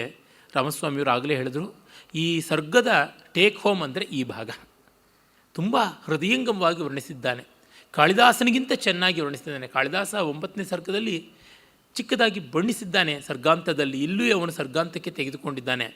ಆದರೆ ಇವನು ಮಾಡಿರುವ ಶ್ರವಣಕುಮಾರನ ಬಾಯಿಯ ಮಾತುಗಳ ಚಿತ್ರಣ ಅಸಾಮಾನ್ಯವಾಗಿದೆ. ವಾಲ್ಮೀಕಿ ಆಗಲಿ ಕಾಳಿದಾಸರಾಗಲಿ ಯಾರೂ ಮಾಡದಿರೋಷ್ಟು ಚೆನ್ನಾಗಿ. ನಾನು ಮೊದಲಿಗೆ ಕುಮಾರದಾಸನ ಕಾವ್ಯದ ಪರಿಚಯ ನನಗಾಗಿದ್ದು ನಾನು 19 ವರ್ಷದ ವಿದ್ಯಾರ್ಥಿ. ಆಗ ಈ ಭಾಗವನ್ನು ಯಾವುದೋ ಒಂದು ಡಿಗ್ರಿ ಪಾಠ್ಯಪುಸ್ತಕವಾಗಿ ಇಟ್ಟಿದ್ದರು. ಆಗ ಓದಿದೆ. ಆ ಆರಂಭವೇ ಹೀಗೆ: ತಟೇ ಪಿತಸ್ಯ ಘಟಪೂರಣಸ್ಯ ಶ್ರುತ್ವಾರವಂ ಬೃಂಹಿತನಾದ ಶಂಕಿ ಶರಂ ಶರಣ್ಯೋಪಿ ಮುಮೋಚ ಬಾಲೆ ಮುನಿಸ್ತನೂಜಂ ಮನುವಂಶಕೇತು ಅಂತ. ಆ ಶೈಲಿ ನೋಡಿ. ತಟೇ ಪಿತಸ್ಯ ಘಟಪೂರಣಸ್ಯ ಶ್ರುತ್ವಾರವಂ ಬೃಂಹಿತನಾದ ಶಂಕಿ ಶರಂ ಶರಣ್ಯೋಪಿ ಮುಮೋಚ ಬಾಲೆ ಮುನೆಸ್ತನೂಜಂ ಮನುವಂಶಕೇತು ಮುನೆಸ್ತನೂಜೆ ಮನುವಂಶಕೇತು ಬಾಲೆ ಮುನೇಹೆ ತನೂಜೆ ಮನುವಂಶಕೇತು ಶರಣ್ಯೇ ಅಪಿ ಶರಣ್ಯ ಅಪಿ, ಎಲ್ಲರನ್ನೂ ಶರಣಾಗತರನ್ನು ಕಾಪಾಡತಕ್ಕಂಥವನು. ಆ ಮನುವಂಶಕೇತುವಾದವನು, ಮನುವಂಶಕ್ಕೆ ಧ್ವಜಭೂತನಾದವನು ಈ ಮುನಿಕುಮಾರನ ಮೇಲೆ ಗೊತ್ತಿಲ್ಲದೆ ಬಾಣವನ್ನು ಬಿಟ್ಟ. ಬೃಂಹಿತನಾದ ಶಂಕಿಯ ಆನೆಯ ಬೃಂಕಾರ ಅಂತ ಭಾವಿಸಿ ಅಂತ ಹೇಳ್ತಾನೆ. ಪುತ್ರೋ ಮುನೆ ಪತ್ರಿ ವಿಭಿನ್ನ ಮರ್ಮ ಶರಾನುಸಾರೇಣ ನೃಪಂ ಪ್ರಯಾತಂ ನೇತ್ರಾಂಬುದುಗ್ಧೇನ ವಿಲಾಪನಾಂನ ಬಾಣೇನ ಭೂಯೋ ಹೃದಿತಂ ಜಘಾನ. ಈ ಬಾಣ, ಪತ್ರಿ ಅಂದರೆ ಬಾಣ, ಬಾಣದ ಹಿಂದೆ ಇರುವ ಗರಿಗಳಿಂದಾಗಿ ಪತ್ರಂ ಅಸ್ಮಿನ್ನಿತಿ ಪತ್ರಿ, ಆ ಗರಿಗಳನ್ನು ಪುಂಖಗಳನ್ನು ಹೊಂದಿರುವ ಬಾಣ, ಅದನ್ನು ತಳೆದು ಅವನು ವಿಭಿನ್ನ ಮರ್ಮ, ಎದೆಗೆ ಏಟು ಬಿದ್ದಿದೆ, ಮರ್ಮಸ್ಥಾನಕ್ಕೆ ಪ್ರಾಣ ಹೋಗುವಂಥ ಏಟು, ಮರ್ಮಾಂತಿಕವಾದ ಏಟು ಅಂತೀವಲ್ಲ, ಆಗ ಈ ಬಾಣ ಬಿದ್ದ ಕಡೆಗೆ ಅವನು ರಾಜ ಬರ್ತಾನೆ. ಬಂದಾಗ ತನ್ನ ನೇತ್ರಾಂಬುದಿಗ್ಧೇನ ವಿಲಾಪನಾಂನ ಬಾಣೇನ ಹೃದಿತಂ ಜಗಾಹನ, ತನ್ನ ಕಣ್ಣೀರು ಅನ್ನುವ ವಿಷ ಬೆರೆತಿರ್ತಕ್ಕಂಥ ವಿಲಾಪ ಅನ್ನುವ ಬಾಣದಿಂದ ಈ ರಾಜನ ಹೃದಯಕ್ಕೆ ಇವನು ಮರು ಅಂಬು, ಪ್ರತ್ಯುತ್ತರದ ಬಾಣ ಎಂಬಂತೆ ಬಿಟ್ಟ ಅಂತ. ಅಯ್ಯೋ ಅನ್ನುವ ಚೀರ್ಧ್ವನಿ ಕಣ್ಣೀರಿನ ಜೊತೆಯಲ್ಲಿ ಬಂದದ್ದು ದಶರಥನಿಗೆ ಹೃದಯವೇಧಕವಾದ ಬಾಣಾಘಾತವಾಯಿತು ಅಂತ ತುಂಬ ಒಳ್ಳೆಯ ಚಿತ್ರಣ ಕೊಟ್ಟಿದ್ದಾನೆ. ಪಾಪ ದಶರಥ ತಿಳಿದು ಮಾಡಿದ್ದಲ್ಲ, ತುಂಬ ಸಂಕಟ ಪಡ್ತಾನೆ ಕೂಡ. ತ್ವಯಾತ್ವನಾಥಸ್ಯ ವಿಚಕ್ಷುಷಕ್ಕಿಂ ಭಗ್ನೋಯಮಾಲಂಬನದಂಡ ಏಕಃ ವನೇ ಜರಾವೇಶ ಜಡೀಕೃತಸ್ಯ ಗುರುದ್ವಯಸ್ಯ ವ್ರತಜೀರ್ಣಮೂರ್ತೆ. ಅಯ್ಯೋ ಪಾಪಿ, ನೀನು ನಿನ್ನ ಒಂದು ಬಾಣದಿಂದ ಅನಾಥನಾದ ನನಗೆ ವಿಚಕ್ಷುಷಃ ಕಣ್ಣಿಲ್ಲದೆ ಇರತಕ್ಕಂಥ ನನ್ನ ತಂದೆ ತಾಯಿಗಳು ಗುರುದ್ವಯಸ್ಯ ವ್ರತಜೀರ್ಣ ಮೂರ್ತೆ, ತಪಸ್ಸು ವ್ರತ ಮಾಡಿ ಹಣ್ಣಾಗಿರ್ತಕ್ಕಂಥ ಅವರಿಗೆ ಬಾಣ ಹಾಕಿಬಿಟ್ಟಿಯಲ್ಲ. ನೀನು ಶಬ್ದವೇದಿ ಅಂತ ಮಾಡಿದ್ದು, ಕಾಣದ್ದನ್ನು ಶಬ್ದ ಮಾತ್ರದಿಂದ ಅಂತ, ಊಹೆಗೂ ಇಲ್ಲದ್ದನ್ನು ನೀನು ಕೊಂದುಬಿಟ್ಟೆ ಅಂತ. ಅದು ಅಲ್ಲಿಯ ಧ್ವನಿ. ಕಾಣದ್ದನ್ನು ಶಬ್ದ ಮಾತ್ರದಿಂದ ಗ್ರಹಿಸಿ ಹೊಡಿತಕ್ಕಂಥದ್ದು ಶಬ್ದಭೇದಿತ್ವ ಅಥವಾ ಶಬ್ದವೇದಿತ್ವ. ಊಹೆಗೂ ಬಾರದ್ದನ್ನು ಒಂದಲ್ಲ ಎರಡನ್ನು ಕೊಂದದ್ದು ಬಹಳ ಭಯಂಕರವಾದದ್ದು. ಏಕಕ್ರಿಯಾ ದ್ವ್ಯರ್ಥಕರಿ ಬಬುವ ಅಂತ ಒಂದೇ ಏಟಿಗೆ ಎರಡು ಹಕ್ಕಿಯನ್ನು ಹೊಡೆಯೋದು ಅಂತ ನೀನು ಮೂರು ಹಕ್ಕಿಗಳನ್ನು ಹೊಡೆದು ಬಿಟ್ಟಿದ್ದೀಯ.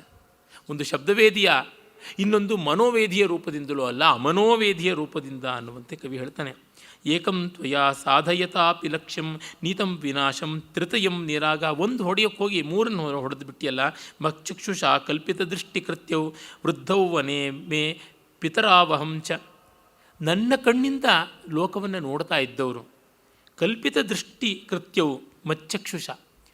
ಈ ಭಾಗ ತುಂಬ ಹೃದಯಸ್ಪರ್ಶಿಯಾಗಿರುವುದಕ್ಕೆ ಒಂದು ಕಾರಣ, ಪ್ರಾಯಶಃ ಕುಮಾರದಾಸ ಕಣ್ಣಿಲ್ಲದವನಾಗಿ ಆ ಕಣ್ಣಿಲ್ಲದವರ ವೇದನೆ ಎಂಥದ್ದು, ಬೇರೆಯವರ ಕಣ್ಣಿಂದ ನೋಡಬೇಕಾಗಿ ಬರುವ ಎಷ್ಟಿ ಮಾತ್ರ ನೇತ್ರರಾಗಿ ಕೋಲೆ ಕಣ್ಣಾಗಿ ನೋಡ್ತಕ್ಕಂಥವರು ಹೇಗಿದ್ದಿರಬಹುದು ಅಂತ ಅನ್ನೋದೆಲ್ಲ ಅಂತರಂಗಕ್ಕೆ ತಂದುಕೊಂಡು ಬರೆದಿರಬೇಕು. ಕವಿಯ ಅನುಭವ ಸಾಮಗ್ರಿ ಎಲ್ಲಿ ಬಹಳ ಜಾಗೃತವಾಗಿರುತ್ತದೆಯೋ, ಸಮೃದ್ಧವಾಗಿರುತ್ತದೆಯೋ, ಅಲ್ಲಿ ಕಳಪೆ ಕಾವ್ಯ ಬರೋದಕ್ಕೆ ಸಾಧ್ಯ ಇಲ್ಲ. ಅದರೊಳಗೂ ಪ್ರತಿಭಾಶಾಲಿಯಾಗಿದ್ದಲ್ಲಿ ಅನುಭವವೂ ಸೇರಿಬಿಟ್ರೆ ಕೇಳಲೇಬೇಕಾಗಿಲ್ಲ. ಅದು ಅನಲಾನಿಲ ಸಂಯೋಗ. ಮತ್ತೆ ಹೇಳ್ತಾನೆ, ವನೇಶು ವಾಸೋ ಮೃಗಯೂಥ ಮಧ್ಯೆ ಕ್ರಿಯಾಚ ವೃದ್ಧಾಂತಜನಸ್ಯ ಪೋಷಃ ವೃತ್ತಿಶ್ಚ ವನ್ಯಂ ಫಲಮೇಶು ದೋಷಃ ಸಂಭಾವಿತಃ ಕೋ ಮೈಘಾತ ಹೇತು. ನಾನು ವನವಾಸಿ, ಮೃಗಗಳ ಜೊತೆಗೆ ಸಾಧುಜೀವಿಗಳ ಜೊತೆಗೆ ಬಾಳ್ತಕ್ಕಂಥವನು. ಇನ್ನು ನನ್ನ ಕೆಲಸವಾದರೂ ವೃದ್ಧರಾದ, ಅಂಧರಾದ, ಅಶಕ್ತರಾದ ಪಿತೃಗಳ ಮಾತಾಪಿತರ ಸೇವೆ ಮಾಡ್ತಕ್ಕಂಥದ್ದು. ಇನ್ನು ನನ್ನ ಆಹಾರ ವೃತ್ತಿ ಎಂಥದ್ದು, ಹೊಟ್ಟೆಪಾಡು, ಫಲ ಮೂಲಾಶನ, ಗಡ್ಡೆ ಗೆಣಸು ಹಣ್ಣು ಹಂಪಲು ಇತ್ಯಾದಿಗಳು. ಇದರಲ್ಲಿ ನೀನು ನನ್ನನ್ನು ಕೊಲ್ಲುವುದಕ್ಕೆ ಯಾವ ಕಾರಣ ಕಂಡೆ ಅಂತ. ನಾನು ದುಷ್ಟನಲ್ಲ, ದುಷ್ಟಪೋಷಕನಲ್ಲ, ನಾನು ದುಷ್ಟಾಹಾರಿಯಲ್ಲ, ಲೋಕಕಂಟಕನಲ್ಲ. ಹಾಗಿದ್ದರೂ ನನ್ನನ್ನು ಕೊಲ್ಲುವುದಕ್ಕೆ ಹೇಗಾಯಿತು? ನಾನು ಅಸಾಧು ಜನ ಸಂಪರ್ಕದವನಲ್ಲ, ಅಸಾಧು ಕೃತ್ಯ ಮಾಡುವವನಲ್ಲ, ಅಸಾಧುವೇ ಅಲ್ಲ. ಹೀಗಿದ್ದಾಗ ಯಾವ ತರಹ? ವ್ರತಿ ವಿನಾಥೋ ವಿಗತಾಪರಾಧ ಸ್ಮರ್ತವ್ಯ ದೃಷ್ಟೇ ಪಿತುರಂಧಯಷ್ಟಿ ಇತ್ಯೇಷು ಕಿಂ ನಿಷ್ಕರುಣೇನ ಕಶ್ಚಿತ್ ಅವಧ್ಯ ಭಾವೇ ಗಣಿತೋ ನ ಹೇತು. ಸ್ಮರ್ತವ್ಯ ದೃಷ್ಟೇ ಪಿತು ಅಂಧಯಷ್ಟಿ. ಯಾರು ತಮ್ಮ ಕಣ್ಣೋಟವನ್ನು ನೆನಪು ಮಾಡಿಕೊಳ್ಳಬೇಕಾಗಿದೆಯೋ ಅಂಥವರಿಗೆ ಅಂಧಯಷ್ಟಿ, ಕುರುಡು ಊರೆಗೋಲು ಆಗಿದ್ದೀನಿ ನಾನು ಅಂತ. ನೋಡಿ, ಸ್ಮರ್ತವ್ಯ ದೃಷ್ಟಿ ಎನ್ನುವ ಸಮಾಸ ಎಷ್ಟು ಚೆನ್ನಾಗಿದೆ. ಕಣ್ಣಿನ ನೋಟ ನೆನಪು ಮಾಡ್ಕೊಳ್ತಿದ್ರು ಅಂದರೆ ಹೀಗಿಲ್ಲ, ಇತ್ತು. ಅದು ಲಿಟ್ಲಕಾರ, ಆಸೀತಲ್ಲ, ಬಭೂವ ಅನ್ನುವಂಥ ಸ್ಥಿತಿಯಾಗಿದೆ. ಇತ್ತಂತೆ ಕಣ್ಣೋಟ ಅನ್ನುವ ಮಟ್ಟಕ್ಕೆ ವಿಸ್ಮೃತಪ್ರಾಯವಾಗಿ ಬಂದಂಥ ರೀತಿಯದು. ಅಂದರೆ ಎಷ್ಟು ಕಷ್ಟಪಟ್ಟಿರಬೇಕು ಆ ತಂದೆ ತಾಯಿಗಳು, ಅವ್ರನ್ನ ಕಂಡು ಎಷ್ಟು ಮರಗಿರಬೇಕು. ಪಿತುರಂಧ ಎಷ್ಟಿ, ಕುರುಡರಿಗೆ ಊರೆಗೋಲು. ಆ ಎಷ್ಟಿ ಎನ್ನುವ ಮಾತನ್ನು ವ್ಯಾಸರಿಂದ ಮೊದಲುಗೊಂಡು ಎಲ್ಲರೂ ಬಳಸಿದ್ದಾರೆ. ಎಷ್ಟಿರೇಕಾನ ವರ್ಜಿತ ಅಂತ ಭೀಮನ್ನು ಬೈತಾಳಲ್ಲ ಗಾಂಧಾರಿ. ಇವುಗಳಲ್ಲಿ ನಿಷ್ಕಾರಣವಾಗಿ ನೀನು ಕೊಲ್ಲುತ್ತಿದ್ದೀಯಲ್ಲ, ಏನು ಕಂಡಿತು ನಿನ್ನಲ್ಲಿ ಕಾರಣ ನನ್ನನ್ನು ಕೊಲ್ಲೋದಿಕ್ಕೆ ಅಂತ. ಹೀಗೆಲ್ಲ ಶ್ರವಣಕುಮಾರ ಸಾವಿನಂಚಿನಲ್ಲಿದ್ದವನು ಕೇಳ್ತಾನಾ, ಕೇಳೋಕ್ಕೆ ಸಾಧ್ಯವಾ ಈ ತರ್ಕವೆಲ್ಲ? ಆದರೆ ಕೇಳಿದರೆ ಹೇಗೆ ಅಂತ ನಮಗನ್ನಿಸೋದು ಕಾವ್ಯ. ಜೊತೆಗೆ ಈ ವಿಸ್ತರಣ ಕಾವ್ಯದ ರಸಸಿದ್ಧಿ, ರಸಸ್ಥಾನಗಳಲ್ಲಿ ಒಂದು. ಜೀರ್ಣೋ ಜತುನ್ಯಾಸ ನಿರುದ್ಧರಂಧ್ರ ಕುಂಭಶ್ಚ ಮೌಂಜಿ ತರುವಲ್ಕಲಶ್ಚ ಏತೇಷು ಯನ್ಮಾಂ ವಿನಿಹತ್ಯ ಗಮ್ಯಂ ತದ್ಗೃಹ್ಯತಾಮಸ್ತು ಭವಾನ್ ಕೃತಾರ್ಥ. ಕಾಳಿದಾಸ ಹೇಳ್ತಾನೆ, ನನ್ನ ಹಲ್ಲಾಗಲಿ ನನ್ನ ಚರ್ಮವಾಗಲಿ ಏನು ಪ್ರಯೋಜನಕ್ಕೆ ಬರೋಲ್ಲ ಅಂತ. ವಾಲ್ಮೀಕಿಗಳೇ ಹೇಳ್ತಾರೆ ಆ ಮಾತನ್ನು. ವಾಲಿ ಹೇಳ್ತಾನೆ, ನೀನು ಶಾಖಾಮೃಗವಾಗದ ನನ್ನನ್ನು ಕೊಂದಿಯಲ್ಲ, ನನ್ನ ಹಲ್ಲು ಉಗುರು ಚರ್ಮ ಯಾವುದು ನಿಂಗೆ ಪ್ರಯೋಜನಕ್ಕೆ ಬರೋಲ್ಲ. ನಾನೇನು ಜಿಂಕೆಯೇ, ಹುಲಿಯೇ ಚರ್ಮ ಪ್ರಯೋಜನಕ್ಕೆ ಬರೋದಕ್ಕೆ? ಅಥವಾ ಆನೆಯೇ, ವನವರಾಹವೇ ದಂತ ಪ್ರಯೋಜನಕ್ಕೆ ಬರೋದಕ್ಕೆ? ಅಥವಾ ಸಿಂಹವೇ, ಚಿರತೆಯೇ, ಹುಲಿಯೇ ಉಗುರು ಪ್ರಯೋಜನ ಬರೋದಕ್ಕೆ? ಯಾವುದೂ ಅಲ್ಲ. ಹೋಗಲಿ ಮುಳ್ಳು ಪ್ರಯೋಜನ ಬರುತ್ತದೆಯಾ, ಮುಳ್ಳಂದಿ ಥರ ಅಂತ ಯಾವುದೂ ಅಲ್ಲದೇ ಇರೋದು. ಮಾಂಸವೂ ಕೂಡ ತಿನ್ನಬಾರದು. ಪಂಚನಖಾಭಕ್ಷ್ಯ ಅನ್ನೋದ್ರೊಳಗೆ ಮರ್ಕಟ ಸೇರಿಲ್ಲ. ಇನ್ನು ಯಾತಕ್ಕೆ ನನ್ನನ್ನು ಕೊಂದೆ ಅಂತ ಕೇಳ್ತಾನೆ. ಇಲ್ಲಿ ಹೇಳ್ತಾ ಇದ್ದಾನೆ, ನನ್ನಲ್ಲಿ ಏನಿದೆ ಅಂತ ಕೊಂದೆ? ತರುತ್ವಚೋಯಂ, ನನ್ನಲ್ಲಿ ಇರ್ತಕ್ಕಂಥದ್ದು ನಾರು ಬಟ್ಟೆ. ಇನ್ನು ಜೀರ್ಣೋ ಜತುನ್ಯಾಸ ನಿರುದ್ಧ ರಂಧ್ರ ಕುಂಭ, ಹಳೇ ಮಡಿಕೆ, ಅದಕ್ಕೂ ತೂತಾಗಿ ಅರಗನ್ನು ಮೆತ್ತಿ ಜತುನ್ಯಾಸ ನಿರುದ್ಧ ರಂಧ್ರ. ಈ ಸೂಕ್ಷ್ಮವಾದ ವಿವರ ಕವಿ ಕೊಡ್ತಾನಲ್ಲ. ಅರಗನ್ನು ಹಾಕಿ ಮಡಕೆಯ ಒಡಕತನವನ್ನು ಮೆತ್ತಿ ಮುಚ್ಚಿರ್ತಕ್ಕಂಥದ್ದು ಆ ಮಡಕೆ. ಇನ್ನು ಮೌಂಜಿ, ಸೊಂಟಕ್ಕೆ ಕಟ್ಟತಕ್ಕಂಥ ಹುರಿ, ಮುಂಜಾ ಅನ್ನುವ ಹುಲ್ಲಿನಿಂದಾದ ಹುರಿ. ಇನ್ನು ತರುವಲ್ಕಲ, ಮರದ ತೊಗಟೆಗಳ ವಸ್ತ್ರ. ಇದರೊಳಗೆ ಯಾವುದು ನಿನಗೆ ಪ್ರಯೋಜನಕಾರಿಯಾಗುತ್ತದೆ? ತರುತ್ವಚೋಯಂ ಕಠಿಣಾವಸಾನೋ ವನೇಶು ಶೀತೋಷ್ಣ ನಿಪೀತ ಸಾರಹ. ಇನ್ನು ಈ ನಾರು ಬಟ್ಟೆಯಾದರೂ ನಿಪೀತ ಸಾರಹ, ಬಿಸಿಲಿಗೆ ಒಣಗಿ ಮಳೆಯಲ್ಲಿ ನೆಂದು ಒಣಕಲಾಗಿ ಹರಕಲಾಗಿ ಹೋಗಿದೆ ಅಂಥದ್ದು. ಶೀತೋಷ್ಣ ನಿಪೀತ ಸಾರಹ ಅಸ್ವಾದು ವನ್ಯಾಶನ ಜೀರ್ಣಶಕ್ತಿ. ಇನ್ನು ನನ್ನ ಒಡಲಿನ ಮಾಂಸವಾದರೂ ಪುಳಿಚಾರು ಶರೀರ, ಏನೂ ಇಲ್ಲ. ಕಂದ ಮೂಲ ಗಡ್ಡೆ ಗೆಣಸು ತಿಂದು ಒಂದು ಹಿಡಿಯಷ್ಟು ಮಾಂಸವಿಲ್ಲ, ಒಂದು ಬೊಗಸೆಯಷ್ಟು ರಕ್ತವಿಲ್ಲ. ಅಂಥದ್ರೊಳಗೆ ಏನು ರುಚಿ? ಯಾವ ಕೊಬ್ಬಿದ ಶರೀರವಲ್ಲ.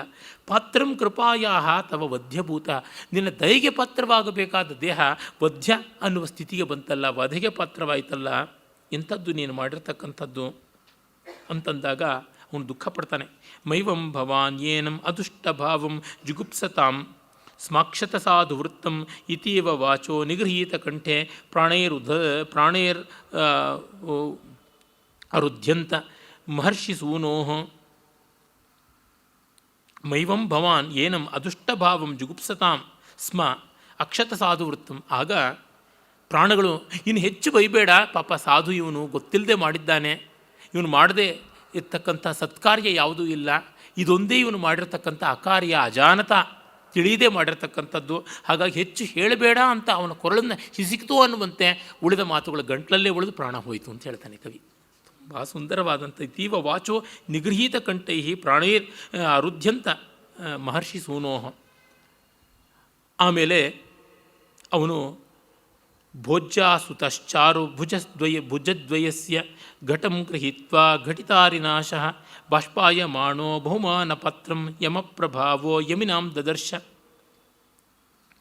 ಭೋಜ್ಯಾಸುತಃ, ಭೋಜಿ ಅಂದರೆ ಇಂದುಮತಿ. ಅವಳು ಆ ಒಂದು ಭೋಜವಂಶದವಳು ಅಂತ ನಮಗೆ ಗೊತ್ತಾಗುತ್ತದೆ. ಕೃತಕೈಶಿಕ ಭೋಜವಂಶದವಳು ಇಂದುಮತಿ, ಅಜನಮ್ಮ ಪತ್ನಿ. ಸ್ವಯಂವರದಲ್ಲಿ ಅಜ ಅವಳನ್ನು ಮದುವೆ ಆದದ್ದು. ಅವಳ ಮಗ ಅಂತಂದರೆ ದಶರಥ.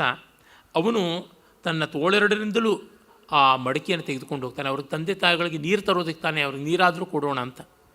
ಮಹಾರಾಜ ಮಹಾಬಲಿಷ್ಠ, 2 ತೋಳುಗಳಲ್ಲಿ ಎತ್ಕೊಂಡು ಹೋಗ್ತಾನೆ. ಅಂದರೆ ಅವನಿಷ್ಟು ಕುಗ್ಗಿದ್ದ, ಎಷ್ಟು ದುರ್ಬಲನಾಗಿದ್ದ ಈಗ ಅಂತ. ಭುಜದ್ವಯೇನ ಘಟಂ ಗೃಹೀತ್ವ, ಅವನು ಹೋಗಿ ಬಾಷ್ಪಾಯಮಾಣ, ಆ ಮಡಿಕೆಯಲ್ಲಿ ನೀರು ತುಂಬಿದೆ, ಇವನ ಕಣ್ಣಾಲಿಗಳು ತುಂಬಿ ಉಕ್ಕಿ ನೀರು ಹರಿತಾ ಇದೆ. ಹೋಗಿ ಆ ಸಂಯಮಿಗಳ ಸ್ವರೂಪಿಗಳಾದ ತಂದೆ ತಾಯಿಗಳನ್ನು, ಸಂಯಮಿಗಳನ್ನು, ತಪಸ್ವಿಗಳನ್ನು ಕಾಣ್ತಾನೆ. ಪಾಪಂ ವಿಧಾಯಾಪಿ ವಿಧಾತ್ರ ತುಲ್ಯೆ ಸತ್ಯಾಪಯಾಮಾಸ ಸತಾಂ ಪುರೋಗ ತಥೋ ಯತಿಂ ಘಾತಯತೋ ನ ಸದ್ಯ ಕ್ರೋಧಾನಲೇನಸ್ಯ ದದಾಹ ದೇಹಂ. ಪಾಪವನ್ನು ಮಾಡಿ ಅದನ್ನು ಒಪ್ಪಿಕೊಳ್ಳೋದಕ್ಕೆ ಅಂತ ಹೋದ. ಸತ್ಯಾಪಯಾಮಾಸ, ಸತ್ಯವಾಗಿ ಹೇಳಿಕೊಂಡ. ಸತಾಂ ಪುರೋಗ, ಸಜ್ಜನರ ಪ್ರಮುಖ ಇವನಲ್ವೇ ದಶರಥ.